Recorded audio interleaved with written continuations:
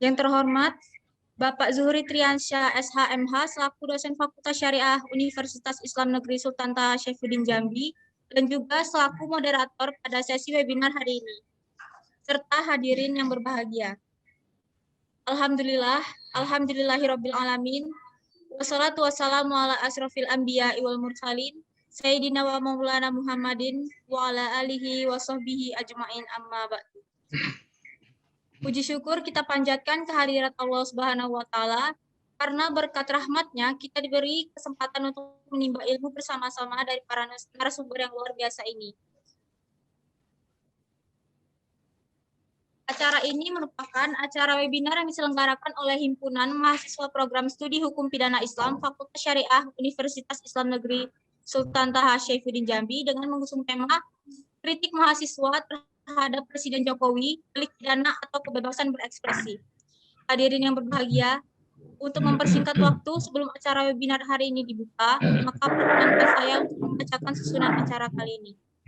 1. Pembukaan. 2. Pembacaan Al-Quran dan doa. 3. Kata sambutan panitia pelaksana. 4. Kata sambutan sekaligus pembuka acara secara resmi. 5. Penutup. Memasuki agenda selanjutnya, yaitu pembacaan Ummul Quran dan doa yang akan dibacakan oleh Bapak Devrian. Kepada Bapak dipersilahkan.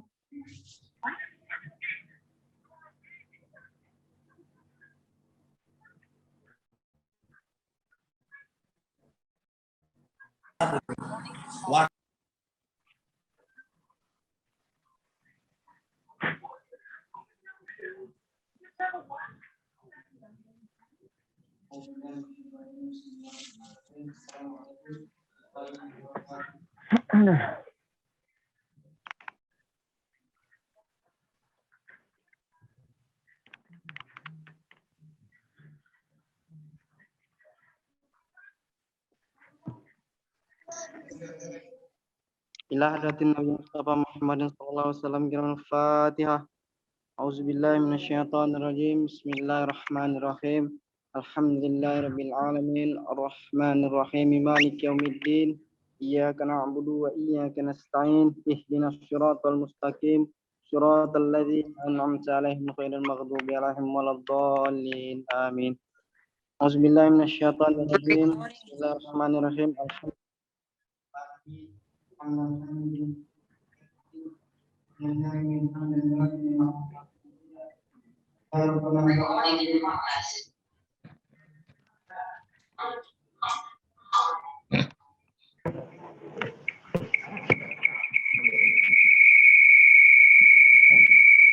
Alhamdulillah rabbil alamin.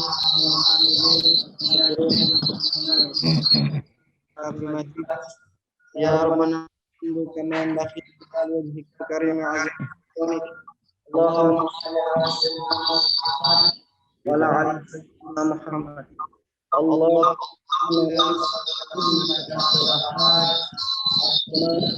alladzi lam yalid wa lam yulad wa lam yakul lahu kufuwan ahad. Allahumma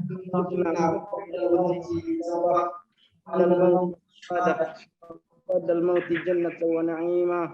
Allahumma ighfir lana ذنوبنا ولوالدينا وارحمهم كما ربونا صغارا ولأجدادنا ولمشايخنا ولمن علمنا ولمن أحسن إلينا ولجميع المسلمين والمسلمات والمؤمنين والمؤمنات برحمتك يا أرحم الراحمين. اللهم ارزقنا رزقا جديدا وعمرا طويلا وخيرا قريبا وشرا بعيدا وولدا صالحا وأمانة وتجارة لن تبور برحمتك يا أرحم الراحمين. اللهم اجعلنا من ذرية آمنة مطمئنة بلدة ملكة إنك اللهم نسألك من كل بلاء أن تحفظنا من كل وباء كورونا. اللهم إنا نسألك سلامة في الدنيا والآخرة وعافية في الجسد وزيادة في العلم وبركة في الرزق وتوبة قبل الموت ورحمة عند الموت ومغفرة بعد الموت. اللهم هون علينا في شكرة الموت والنجاة من النار والعفو عند الحساب. Ya Allah, Ya Rahman, Ya Rahim, hanya kepadamu kami beribadah dan hanya kepadamu kami memohon pertolongan. Ya Allah, pada kesempatan kali ini kami diberi kesempatan untuk berkumpul, untuk berdiskusi, untuk membangun bangsa ini. Maka daripada itu kami memohon kepadamu ya Allah, berkahilah acara kami, berilah kami ide-ide yang cemerlang untuk membangun bangsa ini. Rabbana atina fid dunya hasanah wa fil akhirati hasanah wa qina azabannar. Subhanallah rabbil izzati amma yasifun walhamdulillahi alamin. Assalamualaikum warahmatullahi wabarakatuh. Selanjutnya, kata sambutan yang akan disampaikan oleh Arif, silakan.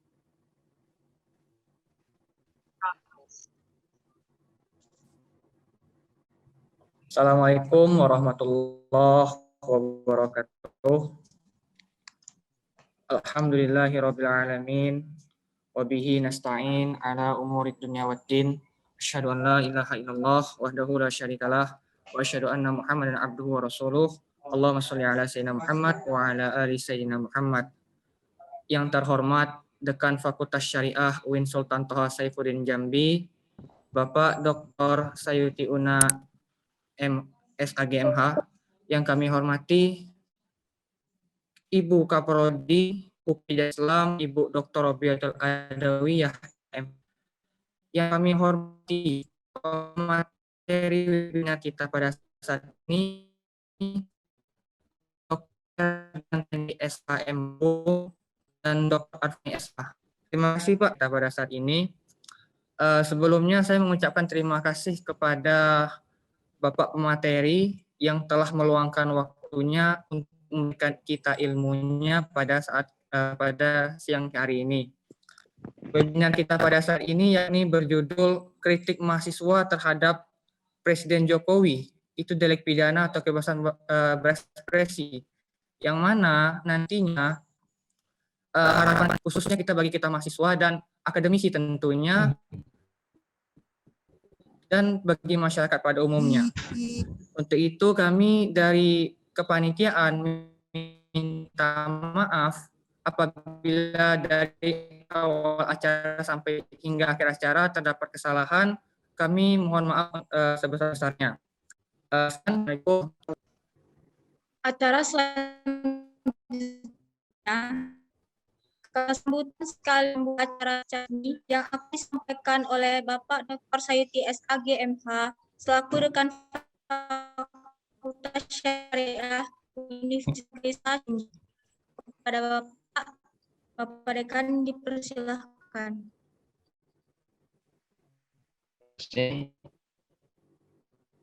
Bismillahirrahmanirrahim. Assalamualaikum warahmatullahi wabarakatuh. Waalaikumsalam warahmatullahi wabarakatuh. Alhamdulillah. Alhamdulillahi wa kafa. Wassalatu wassalamu ala rasulina Muhammadin nabiyil mustafa wa ala alihi wa ashabihi ahli sidqi wal wafa, amma ba'. Yang saya hormati para wakil dekan di lingkungan, mungkin sebagian ada yang bertugas di luar pada hari ini.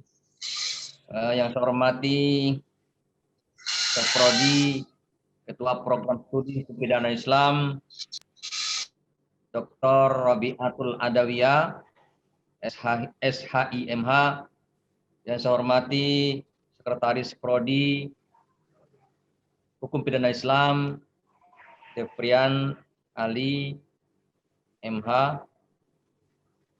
Kemudian yang saya hormati Ketua Himpunan Mahasiswa Jurusan Hukum Pidana Islam selaku panitia pada hari yang berbahagia ini, beserta para panitia lainnya yang tidak saya sebutkan satu persatu, tapi tidak mengurangi hormat dan rasa bangga saya terhadap panitia yang sudah bisa melaksanakan kegiatan pada hari yang berbahagia berbahagia ini.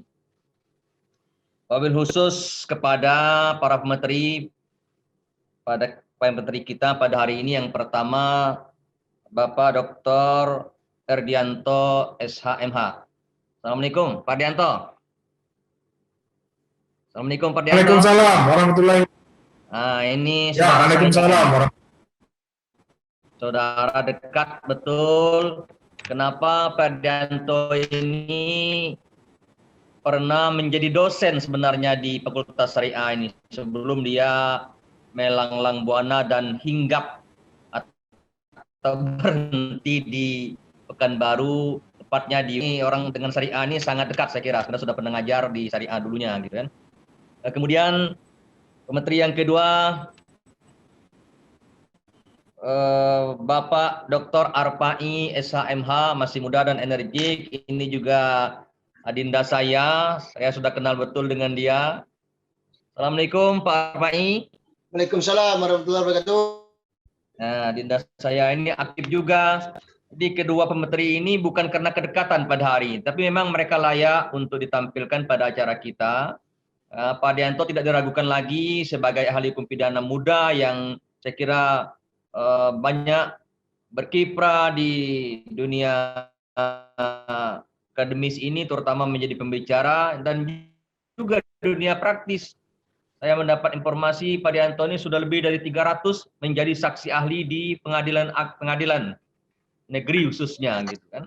Jadi bukan karena kedekatan saja, karena luar biasa.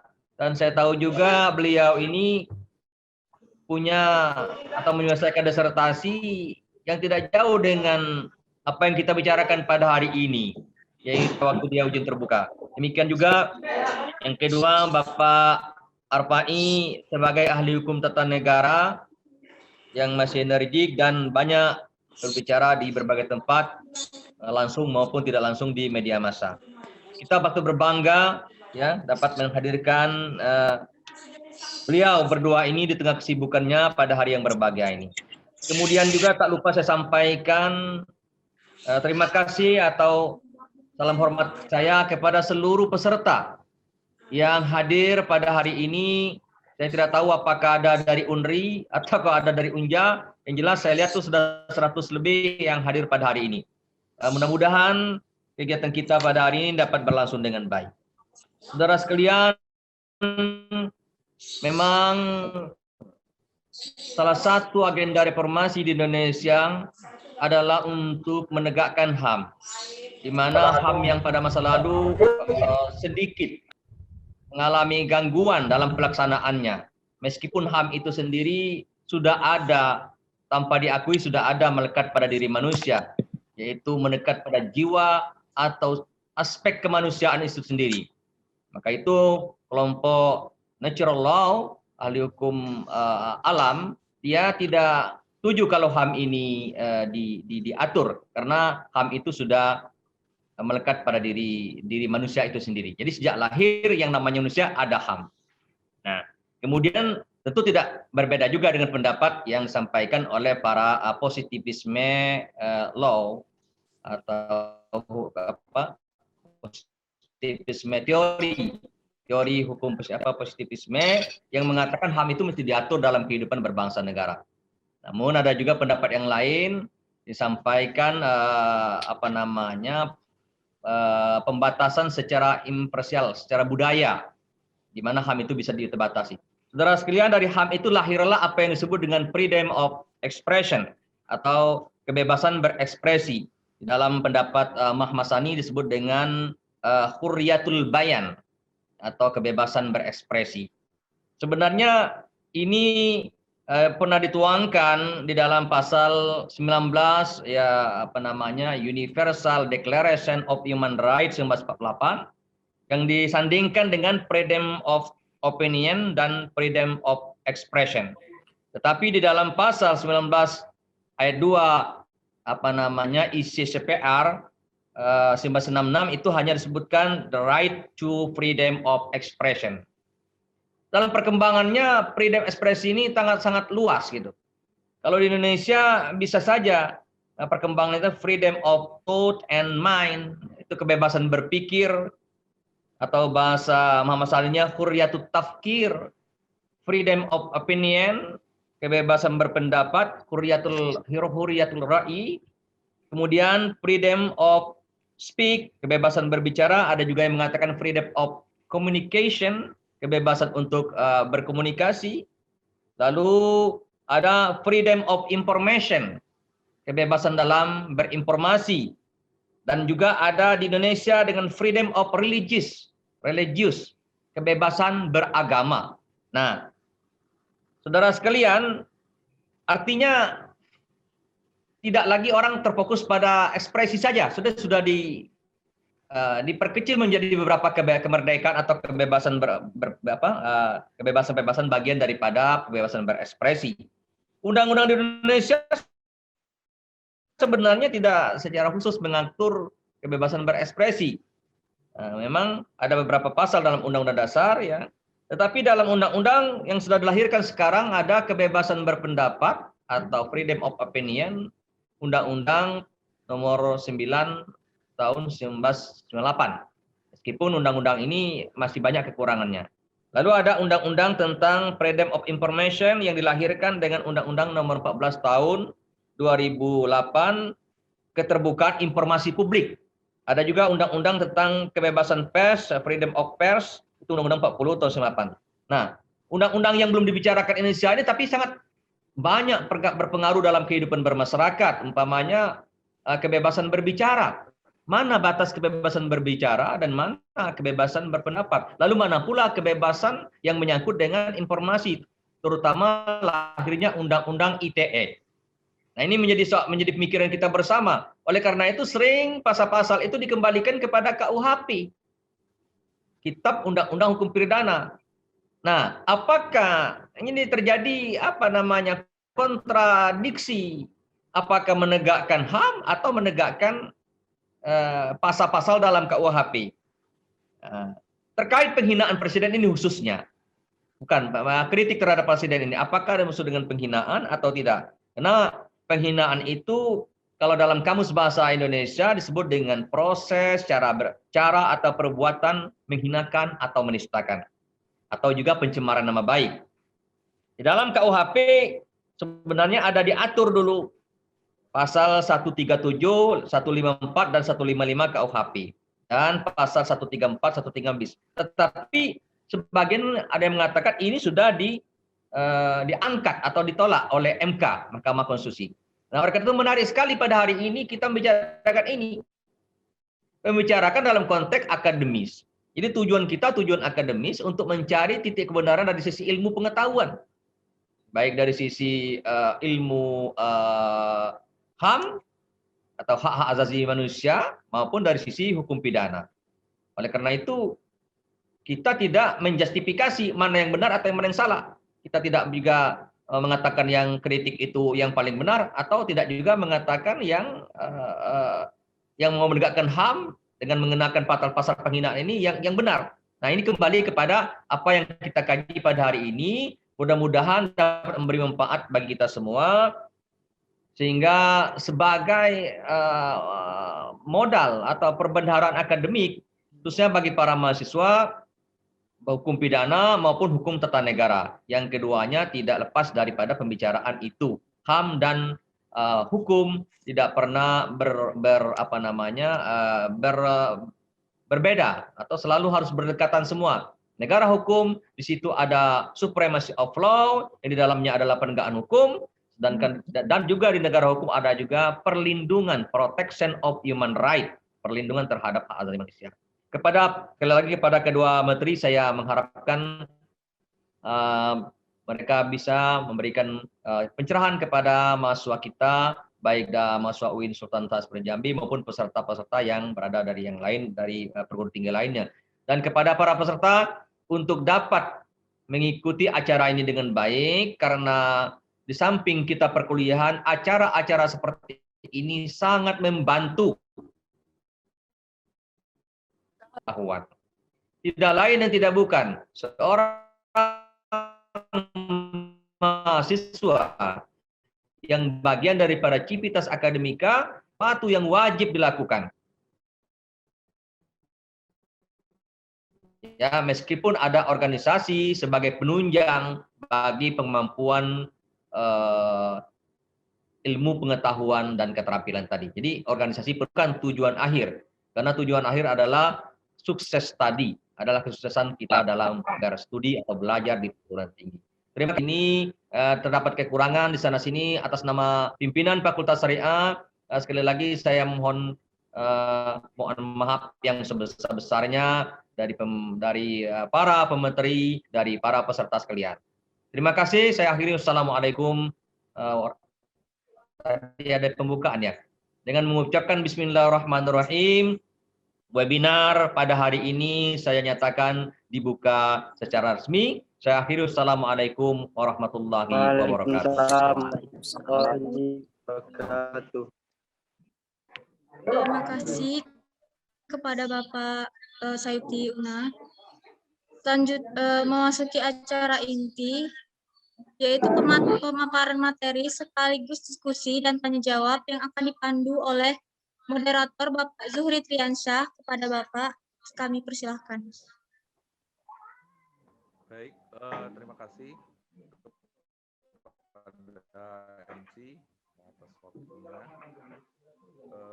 Assalamualaikum warahmatullahi wabarakatuh.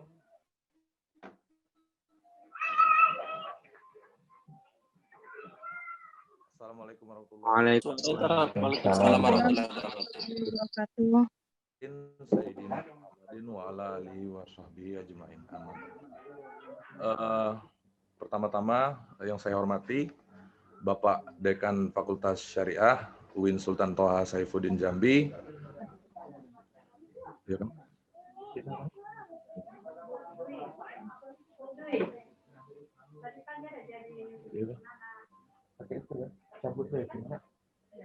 Kita terdengar.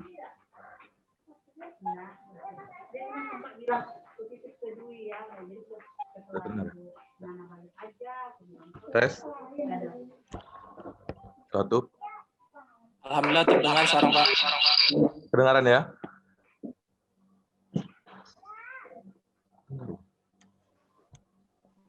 Tes.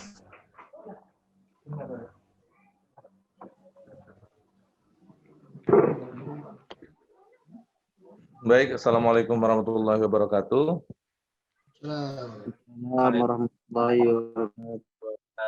Alhamdulillahirabbil alamin. Wassalatu wassalamu ala asrofil anbiya'i wal mursalin sayyidina Muhammadin wa ala alihi wa sahbihi ajma'in. Amma ba'd.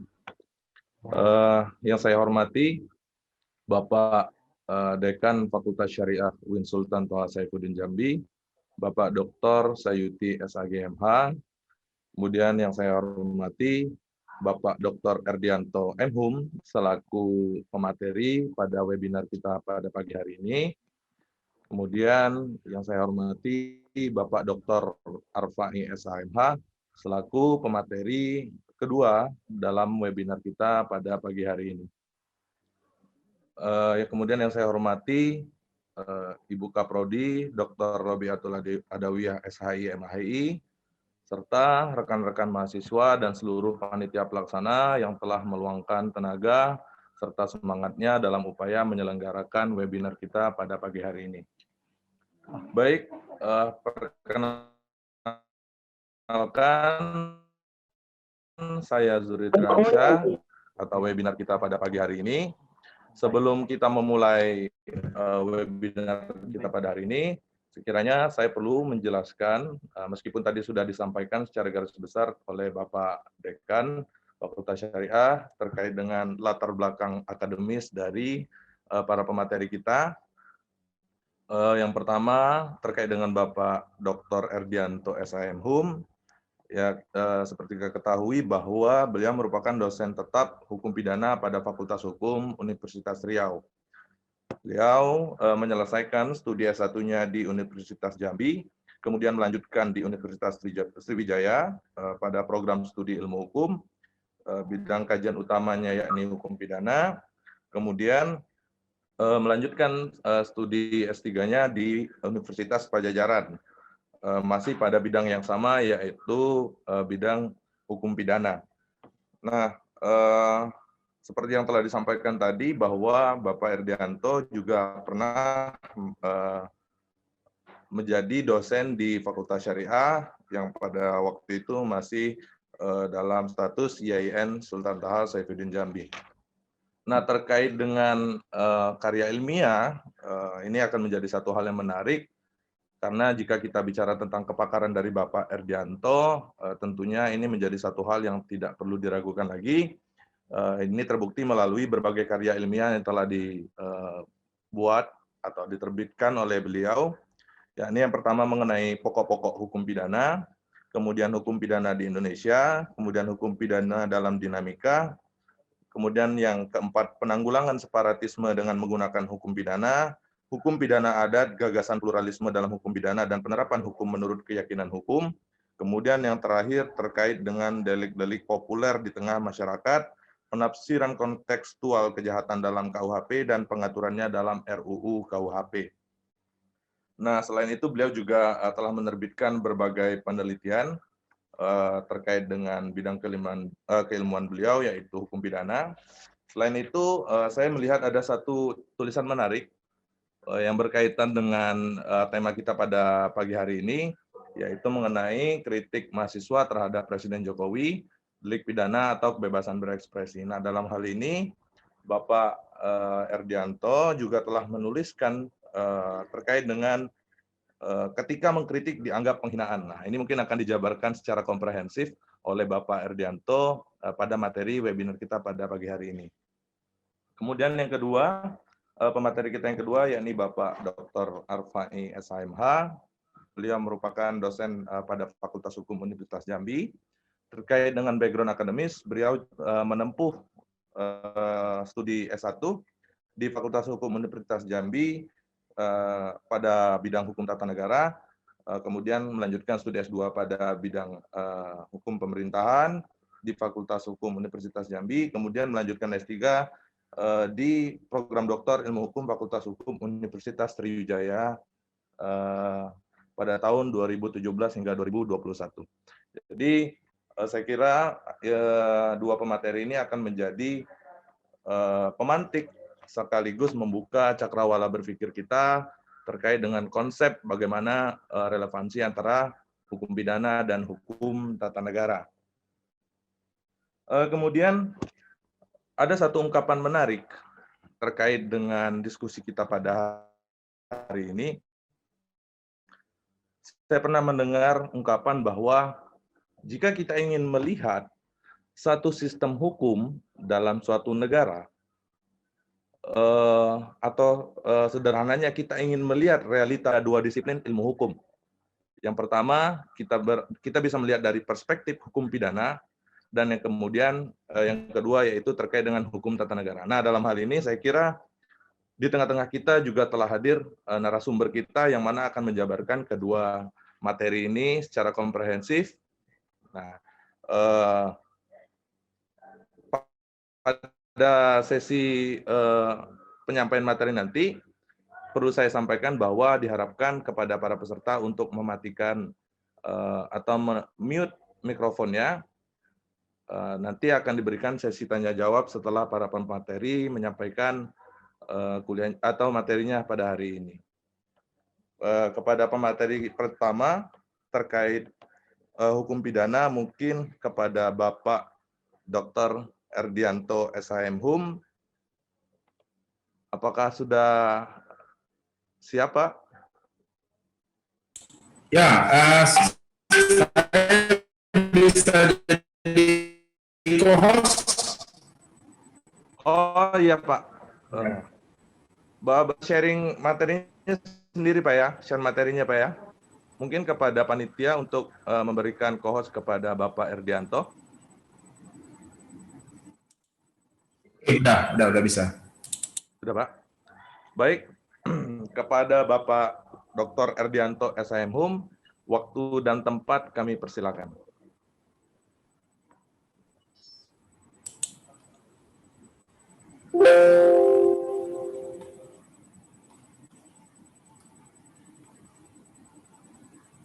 Assalamualaikum warahmatullahi wabarakatuh. Waalaikumsalam warahmatullahi wabarakatuh. Waalaikumsalam warahmatullahi wabarakatuh. Yang saya hormati Pak Dekan Fakultas Syariah dan Hukum UIN Sultan Taha, sahabat saya Dr. Sayuti Una, di organisasi maupun kisah perjuangan kami panjang. Putra terbaik Jambi yang waktu menikah saya berangkat ke sana. Ini sama Pak Jenderal Muklis Kapolda Jambi. Bukan sekedar, kami ini lebih dari sahabat. Jadi memang perjuangan kami panjang ceritanya. Bahkan sejak mahasiswa beliau adalah Sekum Senat Mahasiswa UIN YN pada masa itu, dan saya adalah Ketua Umum Senat Mahasiswa Universitas Jambi. Jadi kalau cerita tentang ini ya bukan sesuatu yang baru ya. Panjang sekali ceritanya, nanti kita ulas. Yang saya hormati berikutnya adalah Ibu Ketua Prodi, para wakil dekan yang hadir, kemudian narasumber lainnya yaitu Dr. Armai dari Universitas Jambi. Nah, saya khususnya dan tentu Pak Dekan adalah orang yang terkena apa yang disampaikan pada hari ini. Kami adalah termasuk pelaku sejarah dan memahami betul mengapa kemudian judul tesis saya itu pertanggungjawaban pidana presiden, dan judul disertasi saya adalah tindak pidana makar. Nah, ini sebenarnya tidak jauh dari aspek ketatanegaraan. Saya background sebagai bidang, kalau misalnya ditanya apa bidang keahlian saya adalah secara spesialis hukum pidana di bidang ketatanegaraan. Nah, jadi memang ini berkaitan dengan hukum pidana di lapangan ketatanegaraan. Dan itu yang diarahkan pada waktu itu oleh promotor kepada saya. Dan saya memang tertarik dengan segala sesuatu yang berhubungan ketatanegaraan dan melihatnya dari perspektif hukum pidana. Sampai dulu ini masih menduang mau jadi atau orang hukum tata negara. Nah, sampai kemudian saya dinisbahkan dan tadi hingga hari ini mengantarkan saya sudah 970 kali, bukan 300 lagi Pak Dekan, 970 kali. Luar biasa. Memberikan keterangan sebagai ahli hukum pidana baik di proses penyidikan maupun di persidangan di pengadilan. Dan dalam beberapa waktu ini saya rutin bolak-balik ke Jambi, dan harusnya hari ini saya harusnya besok minimal ke Batam, tapi saya tobat sama sana penuntut umumnya karena situasi PKM ini bukan swab yang saya takutkan, menunggu hasil PCR itu yang takut kita. Ini ternyata misalnya naudzubillah positif, ya kita kan isoman di Pekanbaru di rumah. Nah, ini kalau ternyata setelah kita di Jambi atau di Batam kita dinyatakan positif, nah itu yang gawat. Nah, itu kita enggak lebih baik saya Zoom saja. Jadi saya bersyukur ada sarana Zoom ini. Nah, kami adalah orang yang memang mengalami masa-masa sulit itu. Hari ini mahasiswa ketika saya nulis disertasi tentang makar, waktu itu saya sempat berpikir ini kayaknya makar sudah tidak populer lagi nih, orang tidak mungkin ada makar lagi. Ya ternyata bisa jadi masih hari ini. Kalaupun orang tidak makar, tapi pemerintah menafsirkan itu sebagai makar. Nah, jadi ini memang masih isu-isu yang memang sangat menarik. Alhamdulillah, bersyukur awalnya saya hanya bicara tentang hukum pidana di bidang ketatanegaraan seperti disampaikan oleh promotor saya. Tapi co-promotor saya, Profesor Komaria Saparjaya, menyatakan khusus saja pada satu tindak pidana. Nah, itu adalah tindak pidana makar. Tetapi tentu saja di dalamnya saya juga berkembang di bidang yang lain kan. Apalagi kemudian dengan pengalaman saya diminta. Sebetulnya ini bukan keinginan saya, bukan saya menjual bahwa saya ahli, tetapi ini diminta atas permintaan by person. Nah, jadi lama-kelamaan saya mau tidak mau juga harus belajar. Maka lahirlah buku delik-delik populer misalnya. Jadi pasal-pasal dalam KUHP, pasal 310, pasal-pasal dalam Undang-Undang ITE, mau tidak mau saya belajar, dan kemudian karena karena biasa kan, hari-hari karena itu aja yang ditanya oleh polisi, ditanya oleh pengacara. Jadi lama-lama kita hafal dengan sendirinya, walaupun awalnya saya juga tidak terlalu mudeng ya terkait dengan isi KUHP. Insya Allah hari ini isi KUHP itu kita bisa menjelaskan dengan panjang lebar, dan karena keterbiasaan itu ya. Nah, terkait dengan ini tadi, kenapa saya menulis disertasi dan tetap tertarik dengan yang seperti itu adalah karena saya adalah pelaku. Jadi adik-adik mahasiswa hari ini menjadi itu, ya kami lebih seram lagi. Tanya Pak Dekan, kalau Dr. Atma'i mungkin juga sama, tidak mengalami seperti yang kami alami. Kami dulu kalau zaman termasuk moderator ya jauh lebih muda daripada kami. Kami ini kan generasi tua, generasi bronze generation. Kalau kalian semua sekarang adalah golden generation di dalam bidang hukum. Kami ini generasi perunggu, cuma orang-orang yang memilih fakultas hukum ini memang orang yang betul-betul punya punya passion-nya di bidang hukum. Nah, jadi bahkan banyak yang memilih fakultas hukum itu pilihan kedua, pilihan ketiga. Beda sekarang. Masuk fakultas hukum itu bukan main sulitnya sekarang. Fakultas hukum dan syariah maksudnya ya. Kalau dulu fakultas hukum dianggap kelas kedua, karena ya itulah, walaupun saya memang memilihnya sejak awal memang memilih hukum. Nah, jadi pada masa itu susah sekali untuk berekspresi, menyampaikan pendapat. Ketika kita menyampaikan pendapat, kita ngomong-ngomong kayak gini aja, ini bisa ditangkap.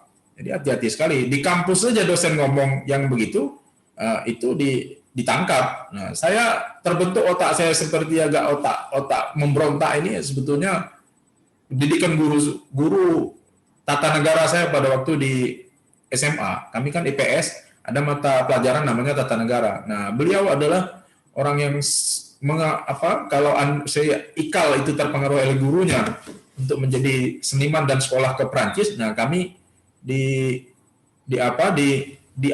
diprovokasi lah dalam tanda kutip oleh guru kami untuk menjadi kritikus gitu. Dan itu lahir kami dulu zaman mahasiswa, kami tuh sukanya sama partai PDI dulu zaman mahasiswa. Kami pikir inilah partai yang anti status quo, karena dulu hanya ada 3 kan, Golkar, PDI pada itu dan P3. Yang berani melawan waktu itu hanya PDI, P3 tidak terlalu berani melawan.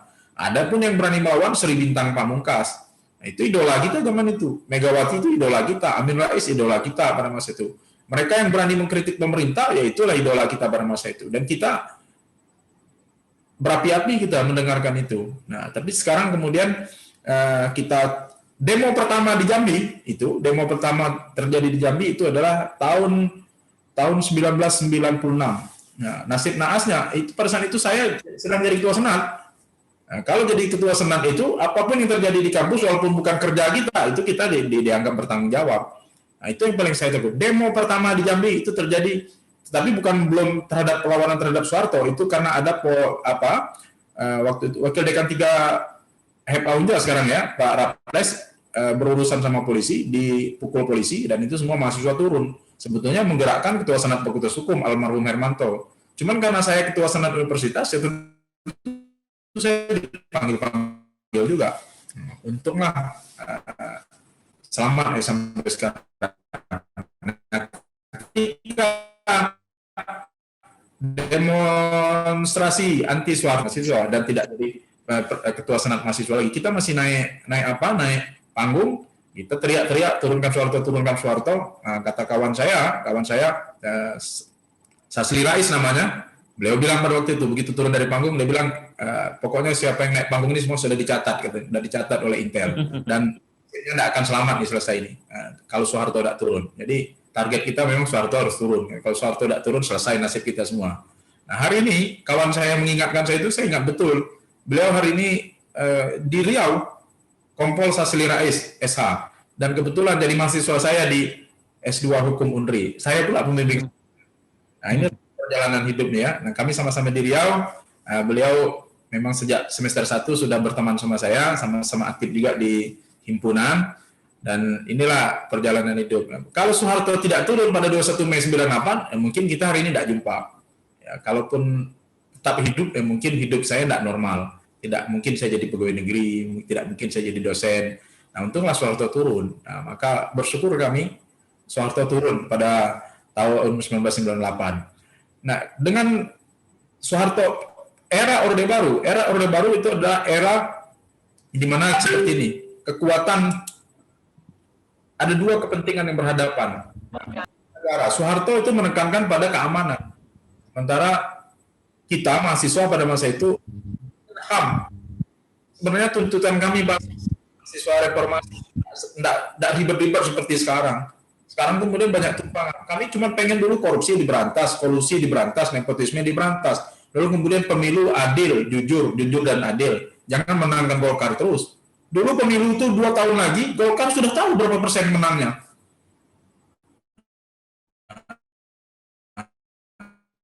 Itu yang kita tidak suka dulu. Kemudian yang ketiga, sederhana permintaan kita, ganti Soeharto, jangan Soeharto aja terus jadi presiden. Terserahlah siapa jadi presiden penggantinya. Mau milihkan juga, mau terus Soeharto ganti. Jangan Soeharto terus, yang bosan kita ganti di setiap 5 tahun sekali.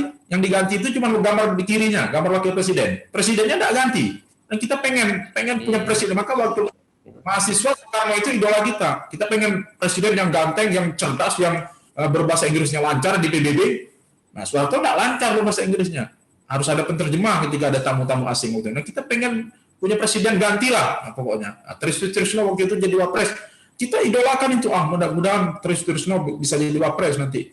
Kita tidak tahu bagaimana Trisno di belakangnya, apa kayak mana, kita tidak peduli waktu itu. Pokoknya kami pengen Soeharto itu ganti, gitu aja waktu itu. Nah, lalu Soeharto menekankan ini, dia bisa bertahan 32 tahun dalam sejarah itu penguasa Indonesia, Bumi Nusantara yang paling lama itu Soeharto. Soeharto mengalahkan yang mengalahkan Soeharto lamanya berkuasa hanya Raja Hayam Wuruk.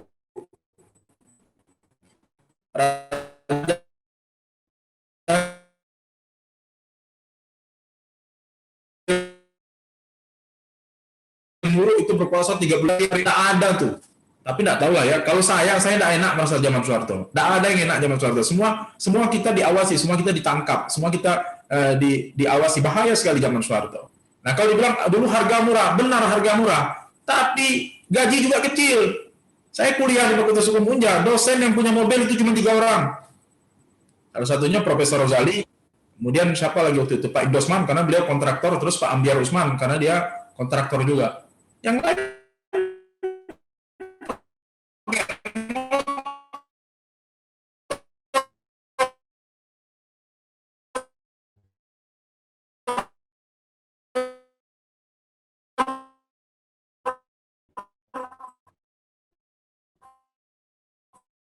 ingat Pak Dasri waktu itu harga murah, tapi cari duit itu juga susah. Sekarang mudah cari duit, walaupun harga juga mahal. Nah, jadi bupati, jadi gubernur, jangan harap orang kita jadi gubernur, jadi bupati dulu. Nah, sudah ada titipan semua. Nah, jadi itu zaman Soeharto. Nah, Soeharto menekankan keamanan negara. Akibatnya apa? Hak asasi ditindas. Maka siapa yang berhadapan dengan pemerintah pada masa itu ditindas. Dari segi aman, ya kita aman. Nah, sekarang kita mau gimana? Mau aman atau hak asasi kita ditindas? Nah, saya waktu itu sebagai idealisme saya sebagai mahasiswa, ya kita tentu pengen bebas. Maka Megawati waktu itu ya kita idolakan, Sri Bintang Pamungkas. Nah, lahirlah gerakan reformasi. Nah, setelah reformasi, ini akan dia akan selalu seperti ini ya, selalu seperti ini. Lalu kemudian lahirlah gerakan reformasi yang menekankan kepada hak asasi manusia. Nah, ini spirit reformasi bertolak belakang dengan spirit Orde Lama dan Orde Baru. Orde Lama itu menekankan kepada kekuatan keamanan juga, seperti negara jaga malam. Seperti ini gambarannya. Nah, itu juga Orde Baru lebih parah lagi. Menggunakan undang-undang PNS supersede. Semua supersede. Oh, mengerikan sekali. Lawan-lawan politik itu masuk penjara semua. Nah, termasuk Buya Hamka, Nasution, semua masuk penjara pada masa lalu. Nah, sekarang katanya begitu juga. Walaupun mungkin katanya begitu, tapi tidak terlalu parah kali lah ya. Nah, saya mau bilang tidak separah dulu lah. Nah, contoh kita ngomong-ngomong masih bisa. Dan sekarang semua dengan hukum. Maka hukum jadi alat. Betul hari ini. Kalau dulu bukan dengan hukum ada juga. Tapi dengan politik, dengan kekuatan militer bisa. Orang bisa diproses tanpa diadili dulu. Dikirim ke penjara tanpa proses. Maka ada dulu tapol, ada napol. Narapidana politik artinya dia sudah memiliki kekuatan hukum, baru kemudian masuk penjara. Ada tapol, tahanan politik. Dan tahanan politik itu bisa berlama-lama, bisa bertahun-tahun. Padahal masa penahanan kan ada jangka waktunya. Menurut KUHAP itu dulu pra-peradilan mana ada yang menang? Pasti kalah pra-peradilan. Negara nggak boleh kalah. Itu dulu. Nah, sekarang berapa banyak pra-peradilan yang menang? Berapa banyak negara dikalahkan di Mahkamah Konstitusi, negara dikalahkan di PT UN? Banyak. Jadi ini zaman sekarang zaman yang saya kira sudah sangat demokratis, walaupun sementara di sisi lain, kalau hak asasi manusia ini terlalu diberikan kebebasan, ya masyarakat kita akan semena-mena juga. Negara padahal di dalam hukum pidana, maka saya ditegur ketika waktu itu kita ribut, saya ditegur langsung oleh promotor saya, Prof. Romli. Dia bilang kita ini hukum pidana. Hukum pidana itu menekankan kepada 3 hal gitu, yang dilindungi itu, negara, kemudian pemerintah, warga negara, dan hak milik warga negara, ya termasuk 4 masyarakat. Jadi aspek kita sebagai orang hukum pidana itu melindungi itu. Kalau orang hukum tata negara, iya dia hanya berpikir bagaimana kebebasan masyarakat, hak asasi itu lebih utama. Dalam hukum pidana tidak begitu katanya. Siap Prof, saya bilang. Nah, kira-kira ya seperti itulah. Kita hukum pidana itu menjaga itu. Diformulasikan bagaimana ini tetap seimbang. Nah, inilah dia. Nah, jadi dengan kebebasan berpendapat ini adalah buah kenang-kenangan terindah dari Presiden Habibie, dan berapa banyak undang-undang yang kemudian memberikan kebebasan, mulai dari kebebasan pers sampai kebebasan menyampaikan pendapat ini. Dibuatlah undang-undang, dinyatakan bahwa Undang-Undang Nomor 9 Tahun 98 ini bentuk formulasinya. Saya ingat betul lahirnya undang-undang ini ketika itu saya masih mahasiswa S2, dan ketua prodi saya di S2 Unsri waktu itu Profesor B.I.T. Tamba membuat orasi ilmiah tentang pengukuhan guru besarnya, terkait pengukuhan guru besar.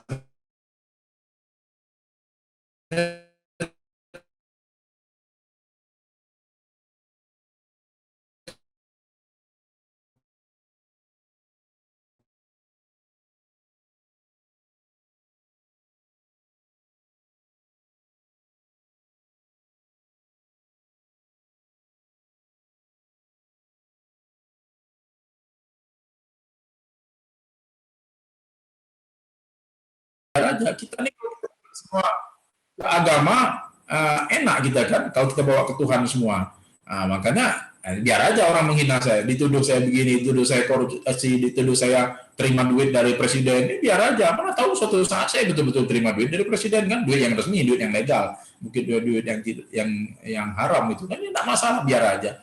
Saya tidak merasa terganggu dengan itu. Nah, tetapi kan secara normatifnya ketika menghina orang, menuduh orang melakukan sesuatu yang tidak benar, itu adalah tindak pidana.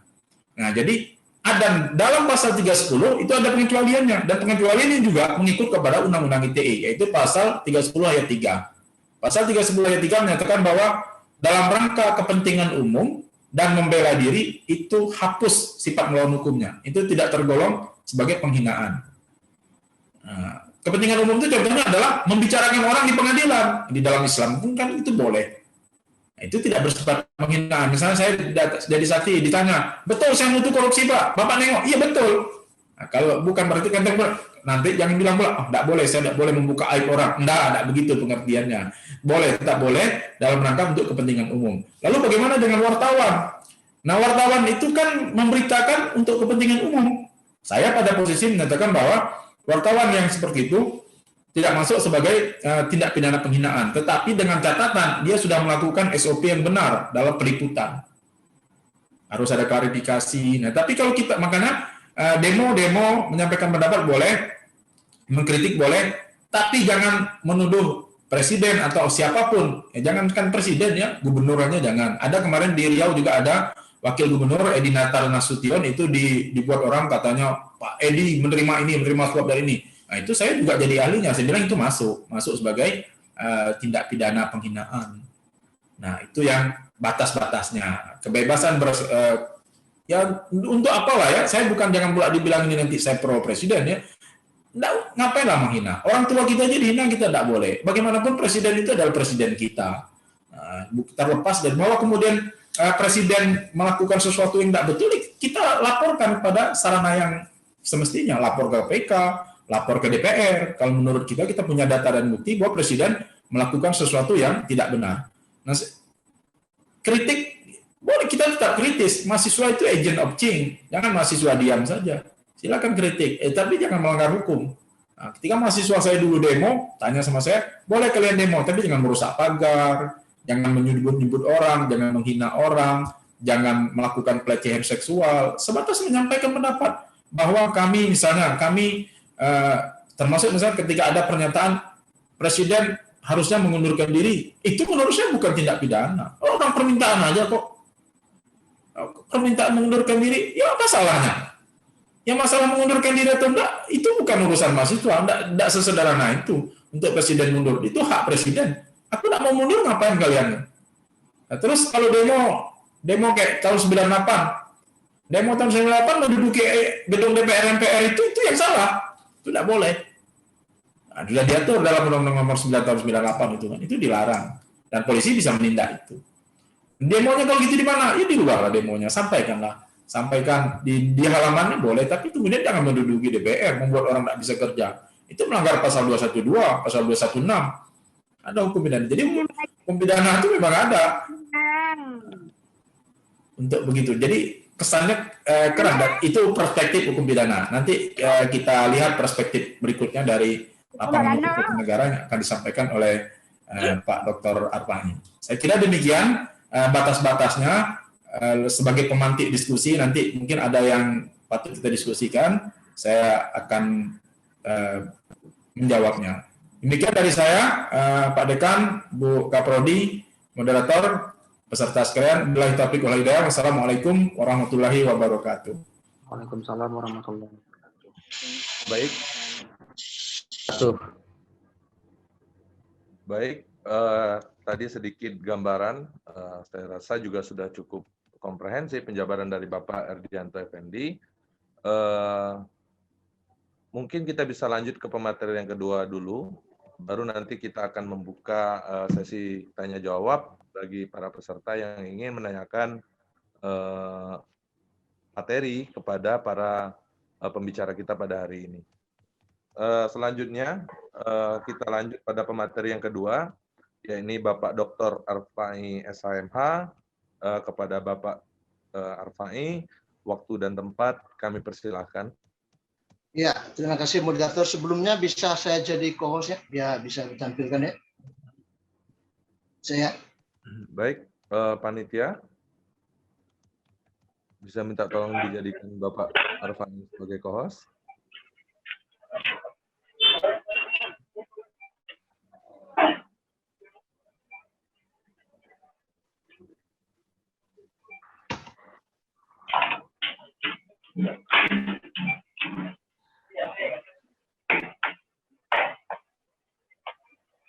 Apakah sudah panitia?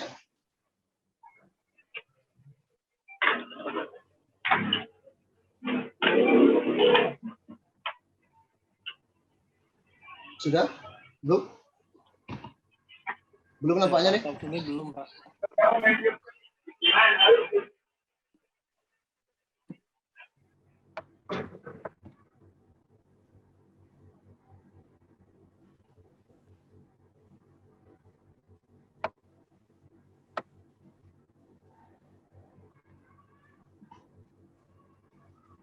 Sudah, Pak. Sudah jadi co-host, Pak. Sudah ya? Oke.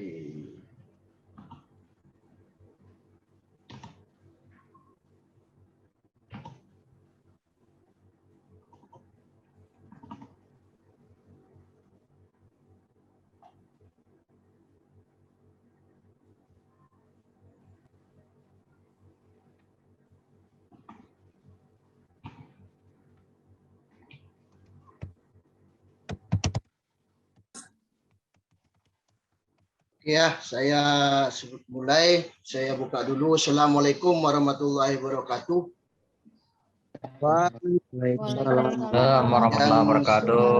Yang saya hormati Pak Dekan Fakultas Syariah Universitas UIN, abang saya Dr. Seydi Una, SHMH. Yang saya hormati Ketua Prodi urusan Prodi Hukum Pidana Islam. Yang saya hormati barangkali para wakil dekan juga kalau hadir di dalam kesempatan ini, dan saya banggakan senior saya Dr.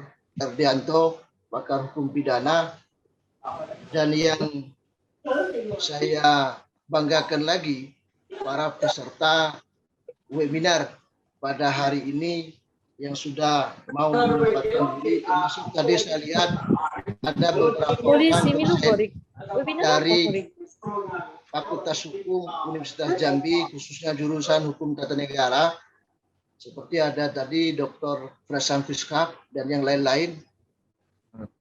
Izin untuk yang mungkin yang hadir, yang para senior hadir sini, kita mencoba untuk berbagi atau mengupas satu persoalan yang terkait dengan bagaimana kritik mahasiswa terhadap Presiden Jokowi, delik pidana atau kebebasan berekspresi. Porsi tadi dari Dr. Erdianto sudah mengungkapkan bagaimana sebenarnya pada porsi delik pidananya. Dan saya kebagian dari sisi hukum tata negaranya, apakah itu masuk ya di dalam kebebasan ekspresi atau patut memang dipidana. Nah, mengawali itu saya mengajak ini dulu. Kita satu dulu cara pandang kita, karena ini ketika bicara freedom of expression, maka kita bicara terkait dengan hak asasi manusia. Nah, oleh karena itu maka saya coba untuk memberikan kita satu pemahaman bagaimana sebenarnya ketika kita menganalisa tentang hak asasi manusia. Awal tadi Dr. Sayutiuna Dekan juga sudah menggambarkan itu secara umum. Saya coba ambil salah satu pendapat, misalnya ada pendapat Peter De Vries. Dia menyatakan bahwa ketika kita menganalisis terhadap hak asasi manusia, maka ada beberapa hal yang perlu kita pahami. Sehingga nanti bisa kita merujuk ketika kita bicara freedom of expression for Indonesia, atau Indonesia ini seperti apa maunya. Katanya ada 3 teori kalau mau menganalisis hak asasi manusia. Yang pertama ada realistic theory. Nah, realistic theory ini bicara bahwa dalam keadaan negara, dalam keadaan chaos, karena ketika chaos itu berarti orang-orang, perseorang per orang-orang, setiap orang itu akan bicara kepentingannya. Tidak ada lagi kepentingan umum, tidak ada lagi ketertiban umum, semua bicara kepentingan. Bahkan itu nanti bisa berakibat kepada yang satu akan mencelakai yang lain dan sebagainya. Dalam kondisi chaos begitu, maka negara boleh menggunakan power dan security-nya untuk menertibkan keadaan demi ketertiban umum. Jadi di situ tidak ada lagi bicara tentang bagaimana norma hukumnya, tetapi bicara bagaimana menertibkan keadaan umum. Tapi ada kata kunci dalam realistic theory. Negara betul-betul dalam keadaan chaos. Artinya chaos di mana? Tidak ada kendali lagi. Semua orang, setiap orang yang satu dengan yang lain itu menyakiti yang lain. Betul-betul dalam keadaan tanpa kendali. Oleh karena itu negara mesti harus stabil. Yang kedua, ada cultural relativism theory. Nah, yang ini bersifat partikular. Apa partikular itu? Partikular ini dia bersifat kekhususan. Ya, berlaku pada suatu negara. Jadi satu negara yang satu dengan negara lain itu tidak sama. Karena ada berbeda karakter budayanya, berbeda karakter ideologinya dan sebagainya. Oleh karena itu HAM, hak asasi manusia di sebuah negara itu, kalau menurut Peter De Vries ini, mesti dilihat ada negara maju, ada negara berkembang, ada negara terbelakang. Itu jangan sama rata. Maka kalau negara maju, maka mengedepankan hak sipil, hak politik, hak milik pribadi. Kalau negara berkembang, yang dikedepankan hak ekonomi dan hak sosial. Kalau negara terbelakang, hak menentukan nasib sendiri adalah pembangunan ekonomi. Nah ini. Nah, yang terakhir itu ada radikal universal. Radikal universal ini menyamaratakan. Tidak ada HAM itu berkaitan dengan negara, tidak ada HAM itu berkaitan dengan jenis kelamin, HAM itu semata-mata adalah karena manusia. Begitu manusia lahir, maka dia akan membawa yang namanya hak asasi dalam dirinya. Dan itu tidak boleh dicabut, tidak boleh digunakan power and security dari negara dan sebagainya. Nah, 3 inilah yang perlu kita pahami dulu. Kita masuk yang mana? apakah kondisi kita hari ini masuk dengan realistik teori sehingga orang tidak boleh mengkritiki presiden atau pemerintah, ataukah kita ini pinginnya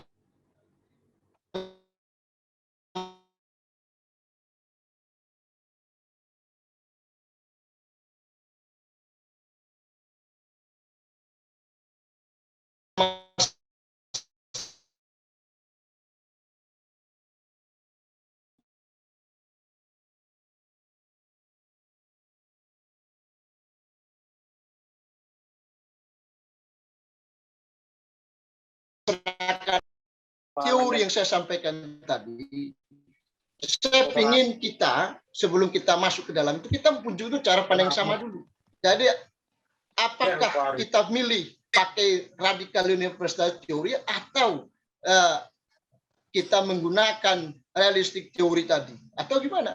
Nah, oleh karena itu saya ingin kita satu cara pandang dulu. Jadi enak kita kajinya. Apa cara pandangnya? Pertama, bahwa kita mesti satu cara pandang, setiap kekuasaan pasti memiliki kecenderungan untuk berkembang menjadi sewenang-wenang. Sebagaimana itu sudah diungkapkan oleh Leracte. Ya, power tend to corrupt and absolute power corrupt absolutely. Itu lumrah. Itulah cikal bakal bagaimana di sebuah negara mesti ada yang namanya konstitusi. Maka supaya jangan terwenang-wenang, maka mesti ada di negara itu dibuatlah konstitusi. Nah, konstitusi di sebuah negara itu nanti ada rangkaiannya kembali yang di atas tadi. Sebab konstitusi suatu negara akan berkaitan dengan ideologi negaranya itu. Ideologi negaranya itu yang tercantum dalam konstitusinya akan bicara bagaimana pandangan hak asasi manusianya. Nanti duduk-dudukkan. Misalnya ideologi liberal di Amerika misalnya melahirkan konstitusi Amerika, tentunya isinya akan bersifat liberal. Tentunya ketika bicara tentang hak asasi manusia, freedom of expression, maka bicara juga tentang liberal. Ideologi komunis misalnya, maka konstitusinya akan bicara tentang hak-hak rakyat yang persinya komunis. Oleh karena itu bicara hak asasi manusianya di sana atau freedom of expression-nya, maka juga akan bicara di konstitusinya sesuai dengan ideologinya. Indonesia misalnya ideologi kita Pancasila. Maka kita akan bicara tentang hak kita, hak asasi kita yang tercantum dalam konstitusi, juga akan bicara bagaimana sebenarnya konteks kulturalnya, konteks hak asasi manusianya yang ada di negara Republik Indonesia. Sebagaimana atur konstitusi. Oleh karena itu di Indonesia kita kenal dengan Undang-Undang Dasar 45. Maka saya ingin ambil satu kata kunci. Ketika bicara freedom of expression, maka kita harus satu pandangan, tidak menggunakan ideologi liberal, konstitusi Amerika, tidak menggunakan ideologinya komunis, misalnya, yang di negara-negara yang masih ada komunis, tetapi cara pandang kita dudukkan kita sebagai negara Indonesia, ideologi Pancasila, ada Undang-Undang Dasar 45 di situ. Nah, oleh karena itu menjawab kritik masyarakat terhadap presiden pidana atau berarti, maka itu saya katakan tadi, sudut pandang kita mesti sudut pandangnya ini negara Indonesia, milik ideologi Pancasila, Undang-Undang Dasar Negara Indonesia 45, kemudian peraturan undang-undang lagi, perundang-undangan lain yang ada di Indonesia. Singkatnya, maka kita bicaranya adalah kita menganut yang namanya partikular ya, yang tadi yang di atas. Partikular teori. Jadi adalah kita memandang HAM di negara kita, kontekstual seperti apa yang ada di dalam konstitusi kita.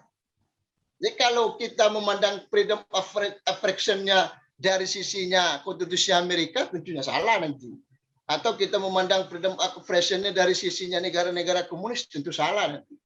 Nah, makanya saya selalu kalau ngajar mahasiswa, saya kasih tahu, Anda kalau ya sesuatu yang dua hal yang berbeda, jangan Anda bayangkan sama, nanti salah. Misal contoh saya bilang, Anda orang Sumatera, maka ketika Anda menilai orang Jawa, maka tidak bisa Anda memaksakan ciri orang Sumatera ada di orang Jawa. Dan sebaliknya orang Jawa juga tidak ada bisa memaksakan ciri orang Jawa yang ada di Sumatera, karena dua hal yang berbeda. Negara juga begitu. begitu memandang Indonesia, maka nggak bisa Anda ambil sudut ukur dari orangnya Amerika, ambil sudut ukur dari orangnya komunis, maka pandanglah dari sudut orang Indonesia. Itu satu ya yang perlu kita pahami dulu langkah awal, sehingga enak membahasnya, gitu. Enak kita mencernanya. Oke, berikutnya. Nah, oleh karena itu maka kita lihat di negara kita. Sebenarnya di mana letaknya? Apakah presiden itu boleh dikritik? Apakah presiden itu boleh dipidana? Apa yang mengkritik presiden itu boleh dipidana? Kita bicara konstitusi kita. Saya coba runutkan, coba membahas untuk pemetik diskusi kita. Kita kembali. Ketika kita bicara mengkritik atau menyampaikan pendapat di muka umum, kalau menurutnya aturan hukum, kita kembali kepada pasal pokoknya. Pasal 1 ayat 2. Bahwa kedaulatan berada di tangan rakyat dan dilaksanakan menurut Undang-Undang Dasar. Nah, ini perlu dipahami dulu.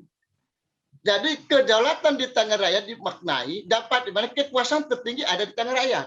Ambil contoh tadi, mahasiswa adalah bagian dari rakyat pemegang kedaulatan tinggi. Terus kedaulatan tersebut sesuai dengan diatur Undang-Undang Dasar karena perintahnya dilaksanakan menurut Undang-Undang Dasar. Artinya apa? Bagaimana mahasiswa atau bagaimana kita rakyat ini menggunakan kedaulatan kita yang berdaulat itu, salah satunya adalah freedom of expression yang dimaksudkan tadi, atau menyampaikan pendapat di muka umum, lisan atau tertulis atas kepada presiden, maka terikat kepada ketentuan-ketentuan pasal yang diatur oleh Undang-Undang Dasar setelah pasal 1 ayat 2 ini. Jadi bahas pasal-pasal begitu itu tadi nggak bisa lepas. Kenapa? Dilaksanakan menurut Undang-Undang Dasar. Apa saja ketentuan-ketentuan yang mengatur perihal terkait dengan hak freedom of expression tadi atau penyampaian pendapat di muka umum itu, maka pasal-pasal setelah pasal 1 ayat 2 inilah yang menjadi patokan ukurannya. Terlepas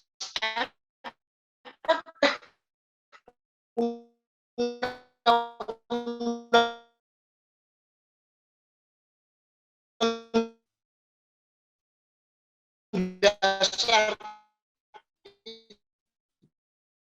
itu masih pasal 28 diatur itu. Jadi bagaimana kita menjalankan kedaulatan kita di kedaulatan tertinggi ini kita pegang sebagai rakyat. Tadi mahasiswa misalnya, maka kemudian bersikap berhubung pikiran dengan lisan tulisan sebagaimana ditetapkan dengan undang-undang. Artinya pasal 28 umum mengatur hak bahasanya ginilah kata undang-undang dasar. Pemegang kedaulatan mahasiswa atau rakyat pemegang kedaulatan di negara ini. Anda ini hidup di Indonesia, Anda boleh merdeka untuk bersikap, berkumpul. Anda merdeka mengeluarkan pikiran, lisan dan tulisan. Silakan. Tetapi itu ditetapkan dengan undang-undang. Nanti biar undang-undang yang ngatur. Jadi bukan peraturan perundang-undangan, tapi undang-undang. Jadi tidak boleh misalnya dengan perpres, dengan peraturan Kapolri, dengan enggak boleh. Ya, ngatur itu mesti dengan undang-undang. Pasal 28 misalnya, setiap orang berhak atas kebebasan menyatakan pikiran dan sikap sesuai dengan nuraninya. Menyatakan pikiran dan sikapnya, silakan.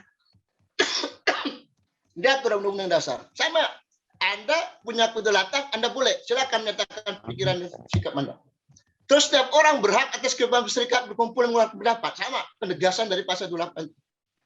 Nah, kemudian setiap orang juga boleh berhak untuk berkomunikasi, menyampaikan informasi untuk mengamankan pribadi lingkungan, termasuk saya ambil di sini, saya birukan menyampaikan informasi dan menggunakan segala jenis saluran yang tersedia. Ini berkaitan dengan orang menyampaikan pendapatnya, pikirannya melalui media sosial yang terjadi sekarang. Nah, ini yang paling penting. Kemudian pasal 8I, ada hak kemerdekaan pikiran hati nurani. Nah, di pasal-pasal ini adalah mengatur bagaimana melaksanakan kedaulatan rakyat. Jadi atur undang-undang. Atau kalau bahasanya sekali lagi Undang-Undang Dasar ngomong, rakyat Indonesia kau pegang kedaulatan, sekarang kau punya hak untuk freedom of expression. Atau kalau bahasa Undang-Undang Dasar itu Anda punya hak merdeka untuk menyampaikan pikiran, pendapat secara lisan ataupun tertulis. Silakan. Tetapi jangan lupa ada ketentuan pasal 28J. Apa katanya? Pasal 28J maka setiap orang wajib menghormati hak asasi manusia orang lain. Kemudian dalam menjalankan haknya kebebasan, setiap orang wajib tunduk pada pembatasan ditetapkan oleh undang-undang. Nah ini tadi, kita bebas sebagai pemegang kedaulatan rakyat, tetapi ada batasnya. Menghormati orang lain. Saya coba rumuskan. Bagaimana sebenarnya? Ini rumusannya. Kita coba rumuskan. Bahasa pasal 28J tadi, setiap orang menghormati orang lain untuk apa? Tertib kehidupan bermasyarakat bangsa dan negara. Bahasa di pasal 28J itu orang lain. Orang lain, orang dengan orang. Setiap orang dengan orang. Jadi, terus yang kedua, setiap orang tunduk ya kepada pembatas ditetapkan dengan undang-undang ya, semata-mata menjadi pengakuan serta penghormatan atas kebebasan orang lain lagi. Jadi pembatasan yang ditentukan oleh undang-undang itu ada letaknya untuk menciptakan suatu tuntutan yang adil, seperti moral, nilai agama, keamanan, dan sebagainya, demokratis, letaknya tetap kepada orang, bukan kepada lembaga negara. Bukan kepada lembaga negara. Ini batasan kebebasan orang menyampaikan pendapat di muka umum, salah satunya, salah satu hak yang kita bahas pada hari ini. Kalau ditarik ya pasal 28J2, maka ketentuan batasan itu adalah setiap orang dengan orang, bukan setiap orang dengan lembaga negara. Nah, oleh karena itu pertanyaan, apakah presiden sebagai jabatan lembaga negara yang dapat disamakan di pengertian orang, sehingga perlu dibatasi undang-undang, tidak boleh dikritik. Itu pertanyaannya. Apakah presiden sebagai jabatan seorang, bahasanya Presiden Jokowi sebagai jabatan presiden, kemudian sebagai lembaga negara, bisa dikatakan sebagai orang? Nah, coba kita kaji. Kalau kita runut di dalam kamus besar bahasa Indonesia, ketika kita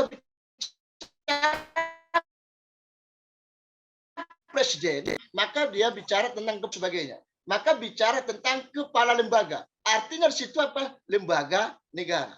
Maka di undang-undang lembaga negara juga. Maka di dalam struktur undang-undang dasar kan presiden lembaga-lembaga negara. Ada presiden, MPR, DPR, dan sebagainya. Maka presiden itu lembaga negara. Sementara ketika bicara orang adalah kebenaran manusianya. Nah, oleh karena itu outputnya berbeda.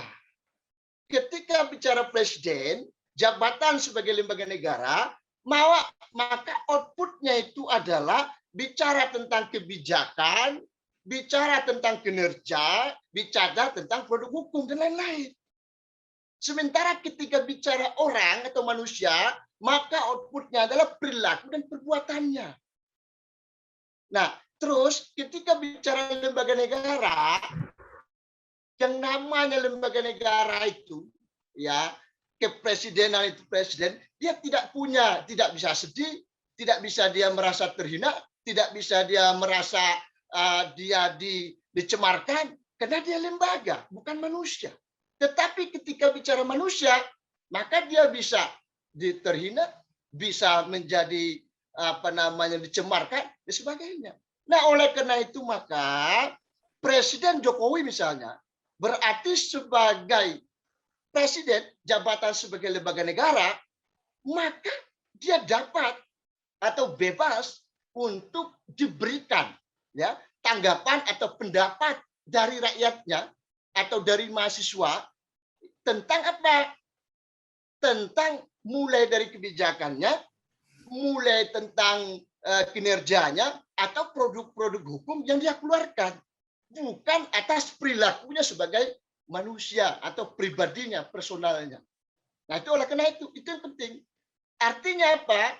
Ketika mengkritik presiden, menyampaikan pendapat di muka umum ya atas program presiden, kebijakan presiden, atau produk-produk hukum yang dikeluarkan presiden, maka seyogyanya itu masuk dalam kategori freedom of expression yang boleh orang ungkapkan dan tidak boleh itu dipidana. Kenapa? Karena itu lembaga negara. Ya, lembaga negara. Berikutnya. Nah, di situ saya katakan, Artinya rakyat megang kedaulatan dapat menyampaikan pendapatnya secara lisan, tulisan atau atas jabatan presiden, bukan Jokowinya gitu loh. Bukan pribadi Jokowinya, tapi jabatan presidennya. Itu kebijakannya, itu kinerjanya atau produk hukum dan lain. Nah, dan tidak dapat dipidana. Apa yang disampaikan orang itu? Atau bahasa lain kritik itu dikenakan pada kebijakan, kinerja, produk hukum dan lain sebagai jabatan presiden. Nah, ini juga sebenarnya sudah dikuatkan oleh putusan MK ya 013 022 PU 4 2006 tentang judicial review pasal-pasal dalam KUHP. Di situ dikasih tahu oleh MK bahwa pasal-pasal KUHP terkait dengan pidanaan orang mengkritik presiden itu adalah tidak lagi relevan ya. Dia atur dalam negara Indonesia. Kepentingan negara tidak dapat dikaitkan dengan kepentingan pribadi presiden. Maka harus terpisah dia pribadi presiden dengan yang namanya lembaga negara. Mengingat saat ini juga presiden sudah dipilih langsung oleh rakyat.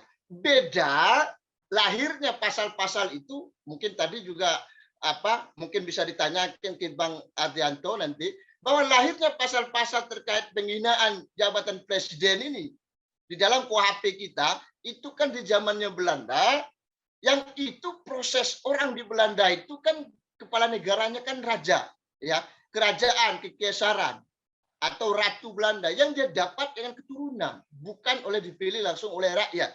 Bukan kedaulatan rakyat, tapi kedaulatan raja, kedaulatan monarki. Nah, itu kan berbeda. Oleh karena itu maka diletakkan itu sebagai lembaga negara, ya presiden bebas dong dikritik. Tetapi ada batasnya. Batas di mana tadi? Tadi hanya pada kebijakannya, kinerjanya, produk hukumnya, dan lain. Terus ada pertanyaan, oh nggak bisa Pak, presiden itu kan simbol negara, lambang negara. Jadi ngapain kita tidak boleh kita kritik? Lupa. Dijawab juga sama konstitusi. Apa konstitusi? Pasal 36A Undang-Undang Dasar 45, lambang negara itu Garuda Pancasila dengan semboyan Bhinneka Tunggal Ika. Enggak ada disebut presiden. Enggak ada disebut itu lambang negara adalah presiden itu enggak. Nah, oleh karena itu maka mesti dipisahkan Jokowi sebagai jabatan lembaga negara presiden yang bebas untuk dikritik dengan Jokowi sebagai pribadi. Oleh karena itu ada pendapat misalnya pendapat Jimlia Sidiki ketika memutuskan ya putusan MK ini, dia nyatakan bahwa yang namanya lembaga kepresidenan itu kan tidak bisa sedih, tidak bisa dia menyatakan bahwa dia terhina, dia dihinakan. Nah, karena dia tidak bisa karena dia lembaga.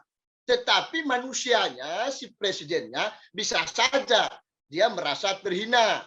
Nah, oleh karena itu letaknya di mana? Maka berlarilah kepada dalam Undang-Undang KUHP yang nama delik yang demikian itu kan delik aduan. Jika memang merasa terhina dalam konteks pribadinya, bukan sebagai presidennya, maka silakan itu diadukan kepada pihak yang berwenang dalam konteks delik aduan. Nah, ini bukan sebagai presidennya, bukan sebagai lembaganya. Misalnya ada kebijakan, kebijakan itu dikritikin, lantas merasa tersinggung. Padahal di bidik itu adalah kebijakan, bukan perbuatan atau perilaku dari si presidennya atau misalnya Pak Jokowinya gitu.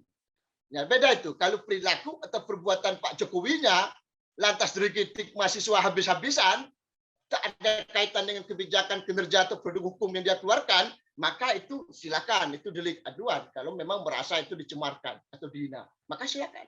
Tetapi kalau bicara tentang kebijakannya, kerjanya produk hukum dan lain, itu nggak bisa. Itu adalah masuk dalam kategori sebagaimana pasal 28 tadi, kemudian 88J tadi, bahwa ini yang mengenaknya perilaku kita mengkritik menyampaikan pendapat umum itu adalah atau HAM kita, melakukan HAM kita itu tidak boleh menyentuh HAM orang lain, bukan berkaitan dengan jabatan presidennya.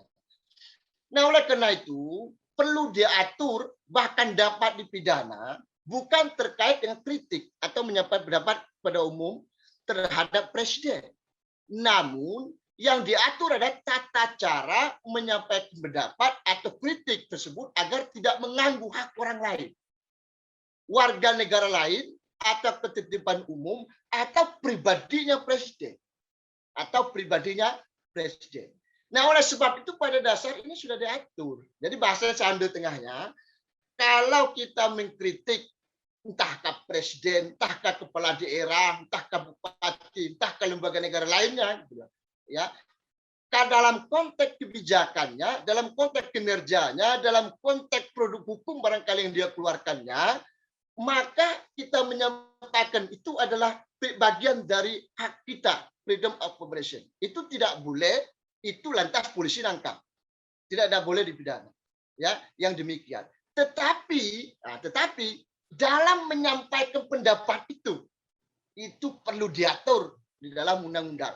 Jadi pasal 28J2 pembatasan oleh undang-undang adalah bukan pembatasan orang menyampaikan pendapat, tapi pembatasan hal-hal apa saja yang menjadi patokan, yang menjadi tanggung jawab orang yang menyampaikan pendapat itu atau mahasiswa mengkritik presidennya. Jadi agar dia tidak mengenai pribadi presidennya, agar dia terkontrol hanya pada konteks kebijakan program, agar dia tidak mengganggu ketertiban umum, agar tidak mengganggu, ya bahasanya itu adalah hak warga negara lain. Nah, oleh karena itu tadi sudah disinggung sama Dr. Erdianto, sudah diatur sebenarnya, walaupun masih banyak kelemahan kalau dikaji. Ada Undang-Undang 899 tentang kebebasan menyampaikan pendapat di depan umum. Di situ diatur tanggung jawab yang menyampaikan pendapat. Jadi Anda boleh mengkritik kebijakan, menyampaikan pendapat umum tentang pendapat di muka umum terkait kebijakan pejabat negara di Republik ini, mulai dari presiden sampai kepala desa, silakan. Tetapi ada tanggung jawab dalam menyampaikan itu. Tidak boleh misalnya merusak fasilitas umum. Konten yang disampaikan itu adalah konten kebijakan, konten yang punya data, konten kinerja yang ada data, konten produk hukum juga ada data, bukan asal cakap, bukan asal ngomong yang tadi sudah dicontohkan sama Dr. Dirianto. Datang demo, datang ke kantor, tahu-tahu nyebut, Bupati Siano dengan nyebut nama itu, Bupati Siano, nama Siano, udah korupsi. Itu kan nggak bisa. Mana datanya, mana faktanya. Itu kan hal demikian yang tidak boleh. Mesti ada tanggung jawab. Termasuk tanggung jawab orang yang menerima pendapat. Oleh karena itu misalnya di Undang-Undang Nomor 8 sudah dikasih tahu. Andai saja dilanggar cara menyampaikan pendapat itu, tanggung jawab Anda menyampaikan pendapat itu, maka bisa dibubarkan atau bisa dipidana. Begitu juga di Undang-Undang HAM. Itu juga diatur. Ada batasan. Jadi batasan oleh konstitusi terkait dia kritik kepada presiden itu adalah bukan berkenaan dengan yang namanya adalah kritik kepada presidennya atau kritik kebijakannya, kritik kinerjanya, kritik produk hukum dia keluarkannya. Itu tidak ada itu silakan itu hak. Tetapi terikat dengan ketentuan-ketentuan. Nah, maka kesimpulan saya meningkat waktu sebagai pemetik diskusi kita, kritik atau bahasa undang-undang menyampaikan pendapat di muka umum, ya, secara tertulis atau lisan terhadap Presiden Jokowi dalam konteks hukum negara adalah kebebasan diberikan oleh rakyat sebagai pemegang kedaulatan. Namun terikat. Jadi bahasa silakan Anda kritik Presiden. Terikat apa? Pertama, terikat pada fokus pada kebijakan atau kinerjanya atau produk hukum yang dia keluarkan dan lain-lain. Nah, hal yang demikian tidak boleh dipidana. Nah, yang kedua, ikatannya apa? Ini saling terkait.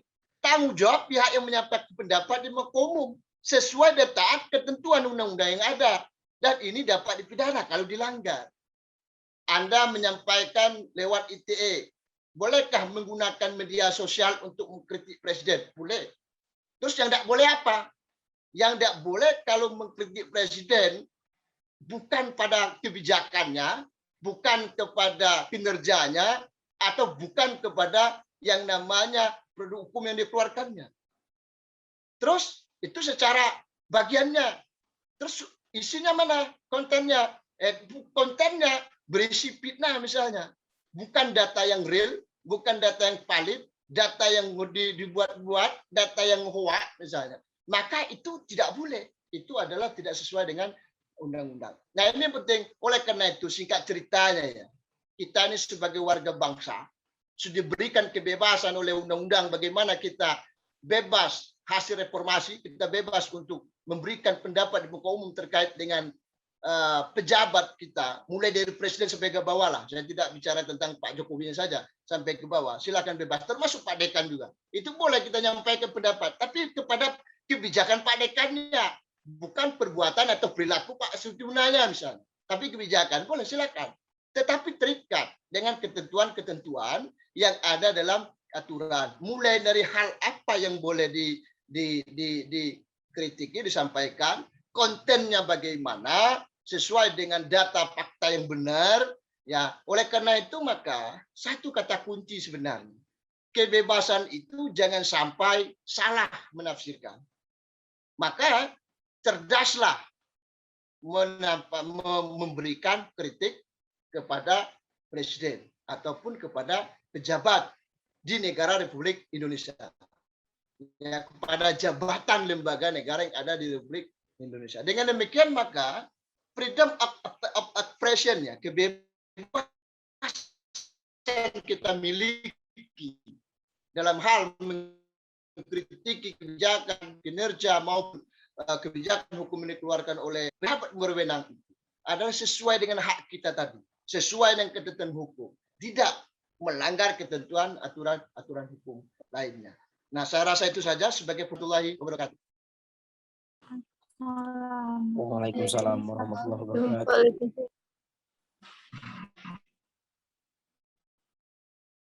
Ya, silakan host. Moderator.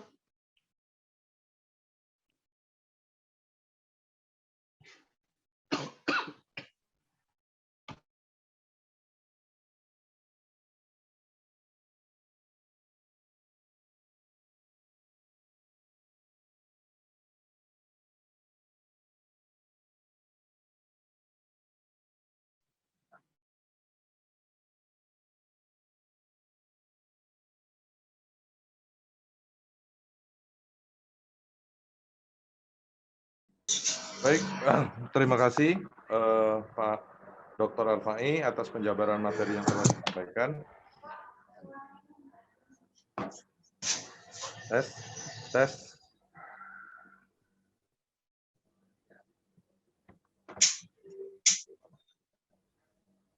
Bisa. Baik, terima kasih Bapak Dr. Al-Fai atas penjabaran materi yang telah disampaikan. Serangkaian materi tersebut membuka cakrawala berpikir kita juga mengenai konsep dari kebebasan berekspresi dalam ranah hukum dan konstitusi. Mungkin sebagai acara lanjutan, tanya jawab dapat dilakukan melalui raise hand pada Zoom. Kemudian dapat juga dilakukan melalui chat yang telah tersedia. Kepada peserta dipersilakan.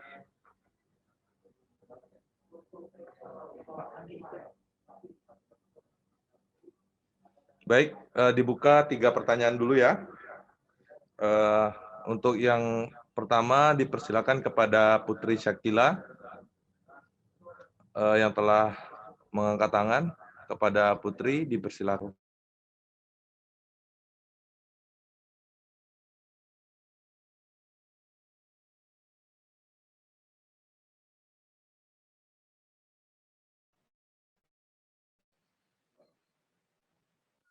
Baik, Assalamualaikum Pak. Izin berbicara. Ini pertanyaannya dari via chat atau boleh berbicara Pak? Kan jika ingin menanyakan secara langsung kepada pemateri. Baik, terima kasih Pak. Izin berbicara. Assalamualaikum warahmatullahi wabarakatuh. Saya Putri Syakila dari program studi hukum pidana Islam semester 2 kelas 2A. Saya ingin menanyakan kepada Bapak Dr. Haryanto, bagaimana menurut pendapat Bapak tentang Badan Eksekutif Mahasiswa Universitas Indonesia yang mencap Jokowi sebagai the king of lip service atau biasa disebut dengan Raja Pembual. Bagaimana menurut pendapat Bapak tentang gelar yang diberikan oleh Badan Eksekutif Mahasiswa Universitas Indonesia kepada Bapak Jokowi? Mungkin sekian dapat saya tanyakan. Assalamualaikum warahmatullahi wabarakatuh.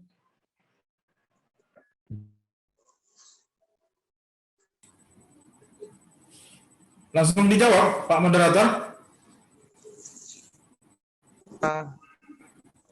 Simpan dulu pertanyaannya. Jadi kita prioritaskan 3 pertanyaan dulu, Bapak. Baik, pertanyaan kedua dari Bapak Aderianda. Ya. Assalamualaikum warahmatullahi wabarakatuh. Ya, saya ingin menyampaikan pendapat saja.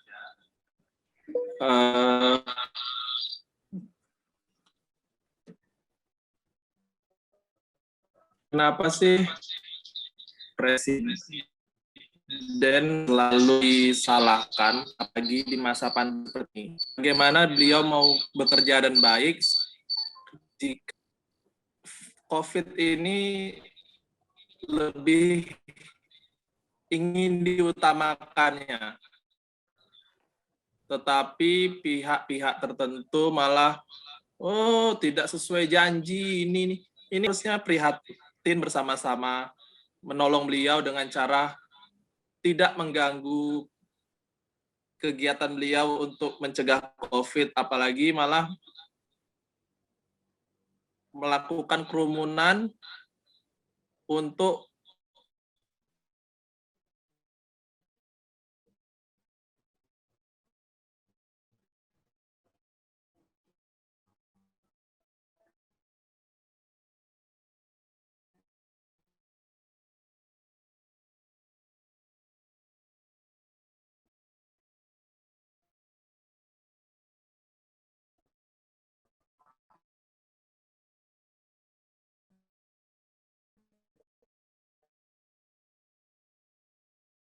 hak orang menyampaikan kebebasan berpendapat itu.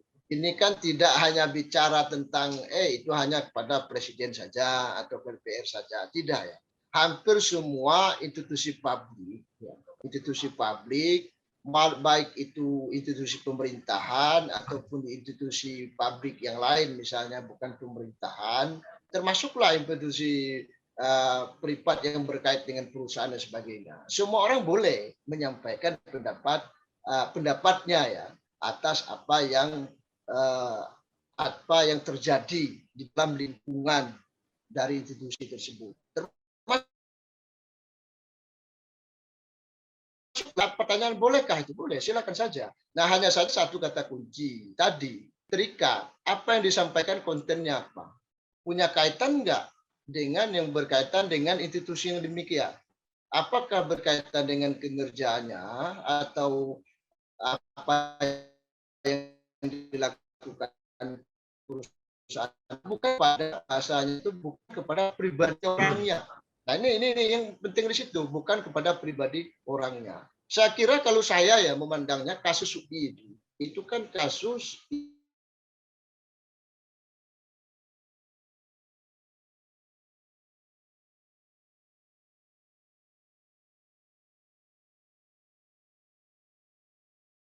yang menurut saya, saya berharap dari Usman itu juga sudah pernah riset bahwa jabatan-jabatan yang dipegang publik, khususnya rektor maupun yang lain, itu rentan dengan jabatan-jabatan rangkap.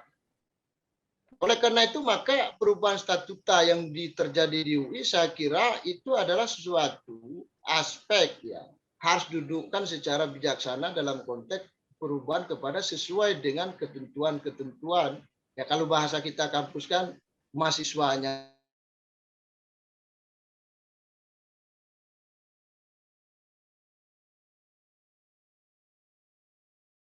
nyaman, ya kan? Ya, kalau ya kayak terima kasih ya. Ya.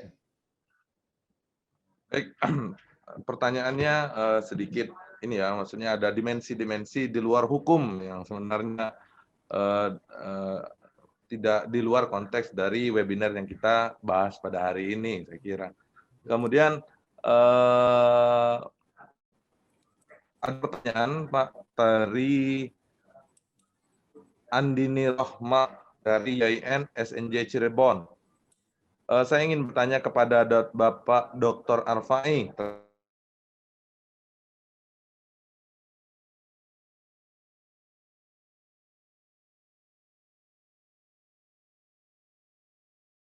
dengan lembaga yang sudah diatur, artinya regulasi yang telah dia sendiri, yaitu ketika dia mengeluarkan perpu, peraturan pemerintah pengganti undang-undang.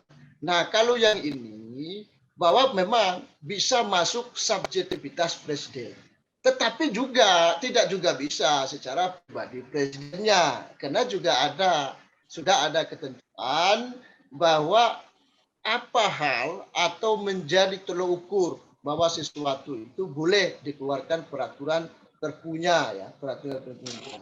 Jadi dari pertanyaan tadi saya kira unsur pribadi presiden itu hanya bisa masuk ya, hanya bisa masuk dalam konteks kebijakan tertentu ya. Dia berkunjung ke daerah, tahu-tahu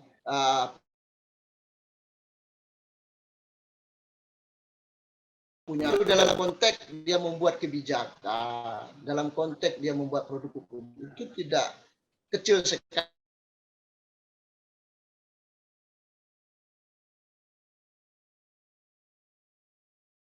Ada tim hukumnya, ada tim apalagi sejenis kebijakan ya, itu kan harus masuk ke dalam lembar negara, harus diumumkan ke publik. Nah, itu kan kecil sekali.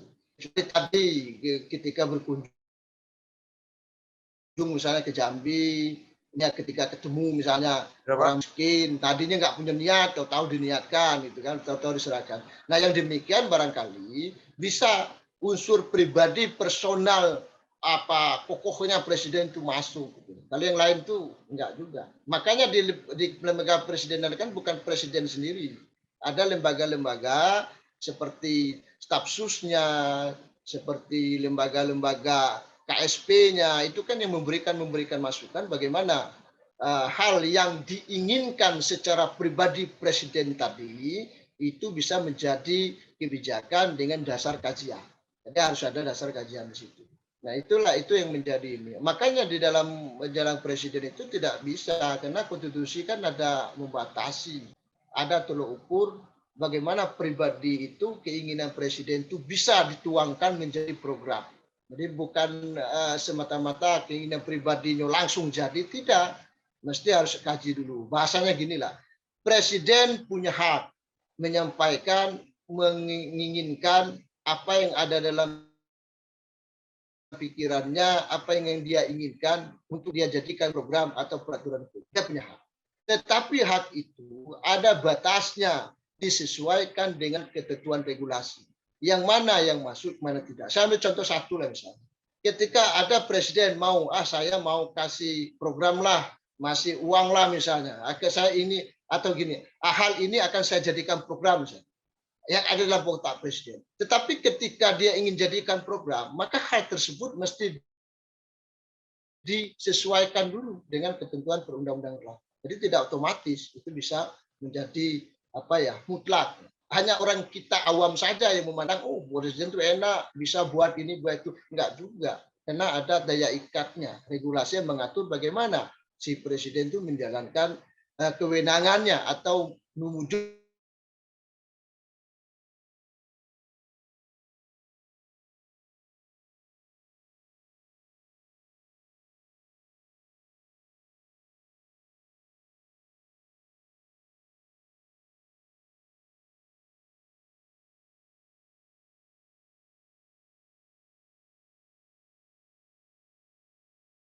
berkaitan erat sama pertanyaan-pertanyaan sebelumnya. Bapak Dr. Arfai maupun Bapak Erdianto. Ini ada pertanyaan dari Muhammad Rezi Okta Ferliandi dari Universitas Mula Warman. Sebelumnya saya mohon maaf kepada teman-teman yang mungkin barangkali pertanyaannya itu kurang lebih sama dan telah dijawab. Saya rasa tidak perlu ada adendum atau pengulangan pertanyaan. Dari Rezi Okta Ferliandi bertanya, saya Muhammad Rezi Okta Ferliandi dari Universitas Mula Warman Samarinda. Saya ingin bertanya kepada Bapak pemateri, mengapa saat mahasiswa ataupun siapa saja yang melakukan sebuah kritik yang membangun kepada pemerintah, selalu ada saja istilah buzzer RP. Nah, ini istilah-istilah yang digunakan dalam sosial media biasanya, yang membuat statement bahwa kinerja pemerintah selalu benar, sedangkan masyarakat hanya ingin memberi kritik membangun untuk negara. Nah, bagaimana tanggapan Bapak tentang hal tersebut? Nah, ini kayaknya pendekatan sosio legal ini. Karena pertanyaan-pertanyaan mungkin bisa sedikit lah Pak diberikan penjabaran. Ya, mana Bang Hadrianto itu mana? Ada ya? Ya, lagi hilang. Sudah, ya, saya ingin kasih gambaran gini ya.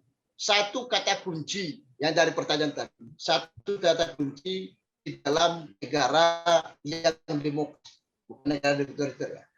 Di dalam negara demokrasi tidak ada kebijakan yang dikeluarkan pemerintah itu terlepas dari kritik dari masyarakat.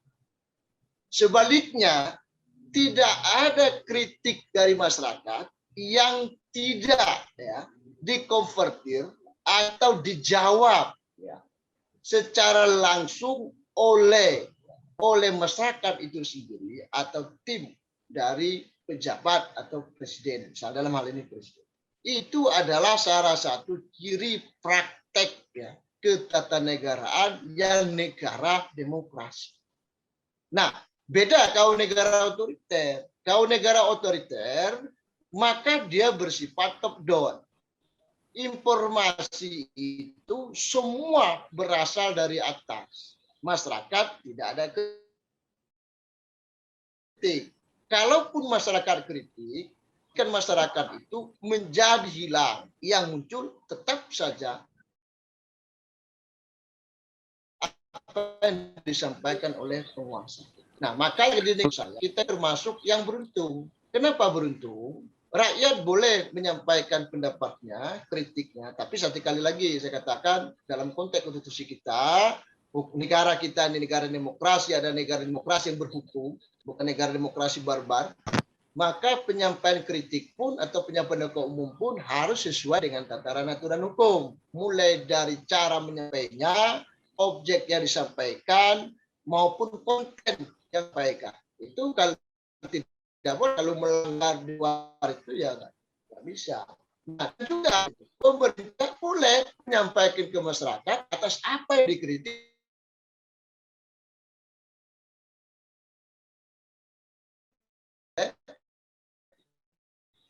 pemerintah. Nah, inilah nikmatnya nih kecerdasan juga dari pihak pemerintah menanggapi kritik yang disampaikan oleh masyarakat. Jadi tidak boleh misalnya pemerintah ketika orang menyampaikan kritik yang membangun, tahu-tahu dibalas dengan hal-hal yang negatif, hal-hal yang menjatuhkan orang yang kritik, itu tidak boleh. Kalau itu kita sudah mengarah kepada semi otoriter, tidak lagi demokrasi. Saya rasa itu saja ya sekilas. Terima kasih. Baik, terima kasih Pak Arfai. Mungkin dari Bapak Erdianto, ada yang ingin ditambahkan terkait dengan tanya tersebut?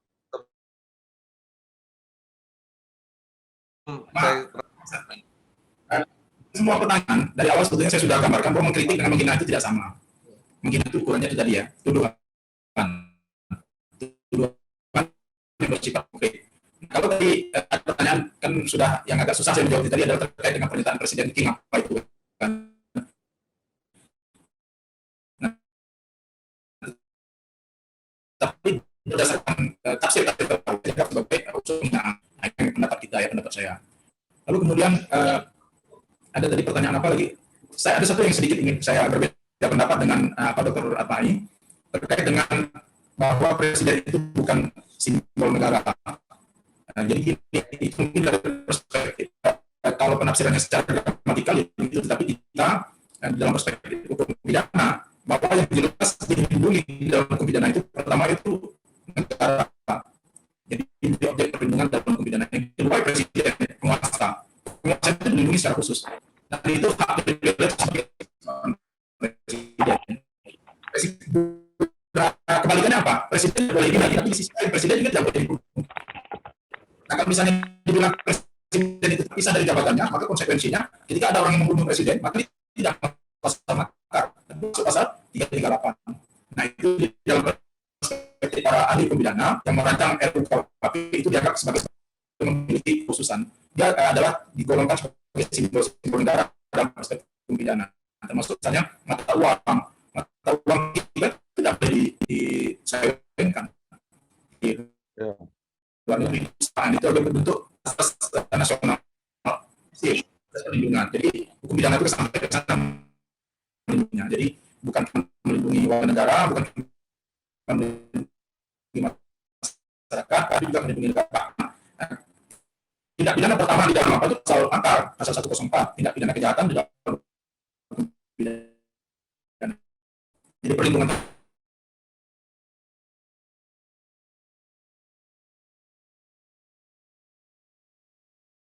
terhadap bukan juga besar, maka kemudian dia digaji di fasilitas, maka dia dilindungi secara khusus dengan pidana presiden. Tapi kemudian MK menyatakan itu tidak masuk sebagai pasal penghinaan presiden, itu dianggap tidak setaraan. Kita di kalangan hukum pidana tetap menganggap itu harus, bukan berarti itu menyatakan ketidaksetaraan. Bagaimana presiden memiliki kekhususan yang tidak bisa disamakan dengan orang kebanyakan.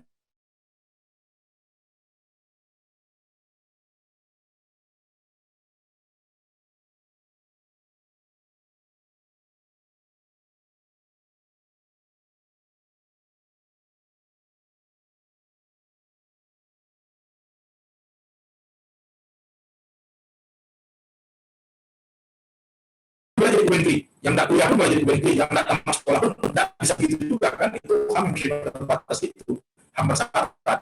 Nah, jadi tidak semua yang kecuali HAM generasi pertama. Kalau HAM generasi pertama itu tidak ada kecualinya, setiap orang boleh menikmatinya.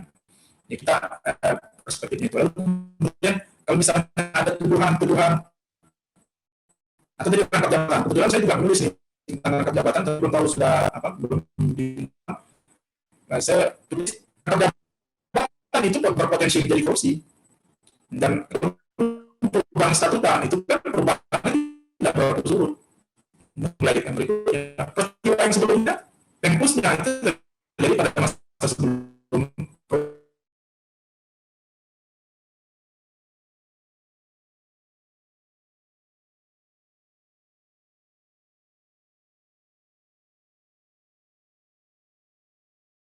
perubahan statuta.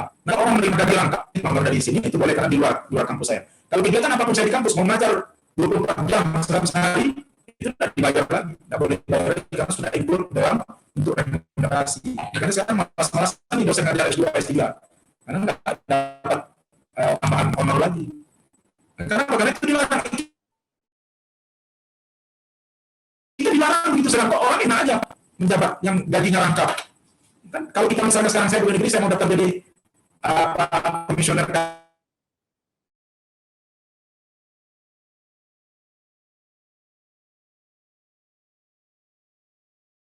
komisioner apa, itu harus mengaktif jadi pegawai negeri kan harus mengaktif. Nah, kok bisa pulang dapat dengan dua jalan yang berbeda? Kalau ada ketentuan yang melarang, ya kalau ada ketentuan yang melarang, nah selama ini ternyata dalam statuta ada ketentuan yang melarang.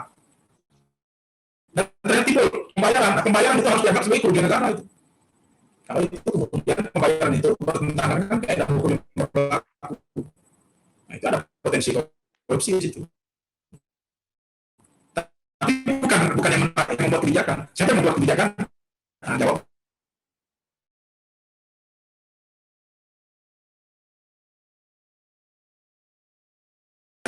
Penegakan terbatas sekali apa yang dimaksud dengan penghinaan. Hanya terbatas tuduhan. Yang lain tidak masuk.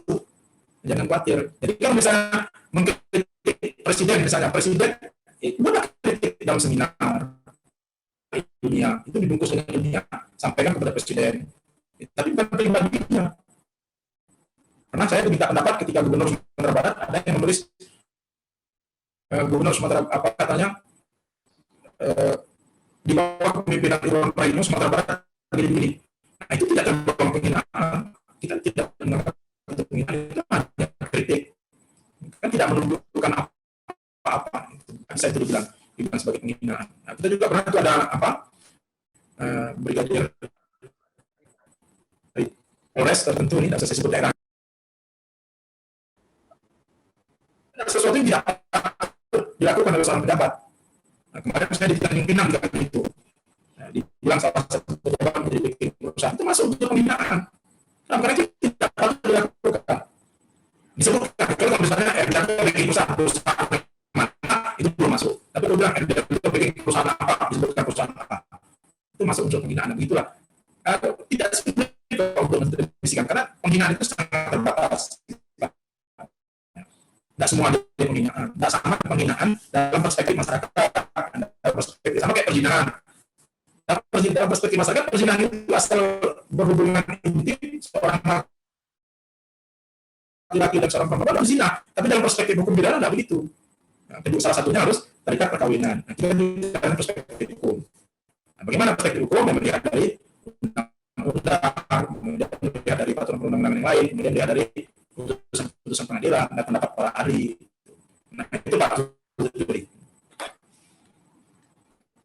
Baik, terima kasih Bapak Erdianto atas materi yang telah disampaikan.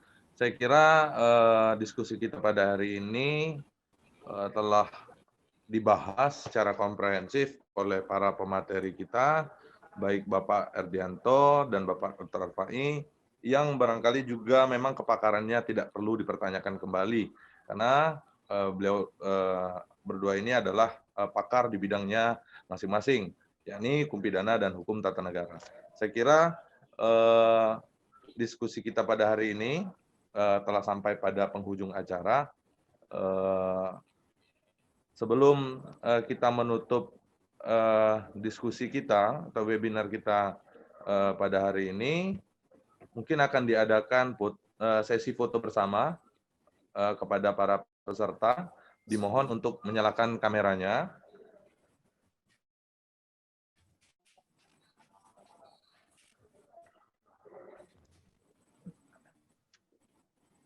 Saya ulangi kepada para peserta, mohon dinyalakan kameranya.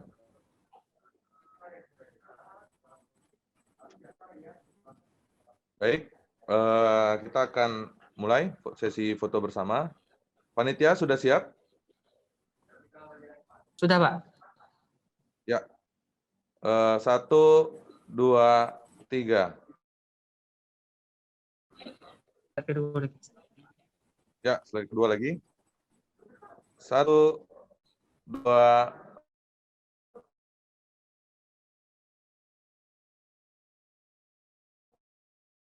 3. Oke,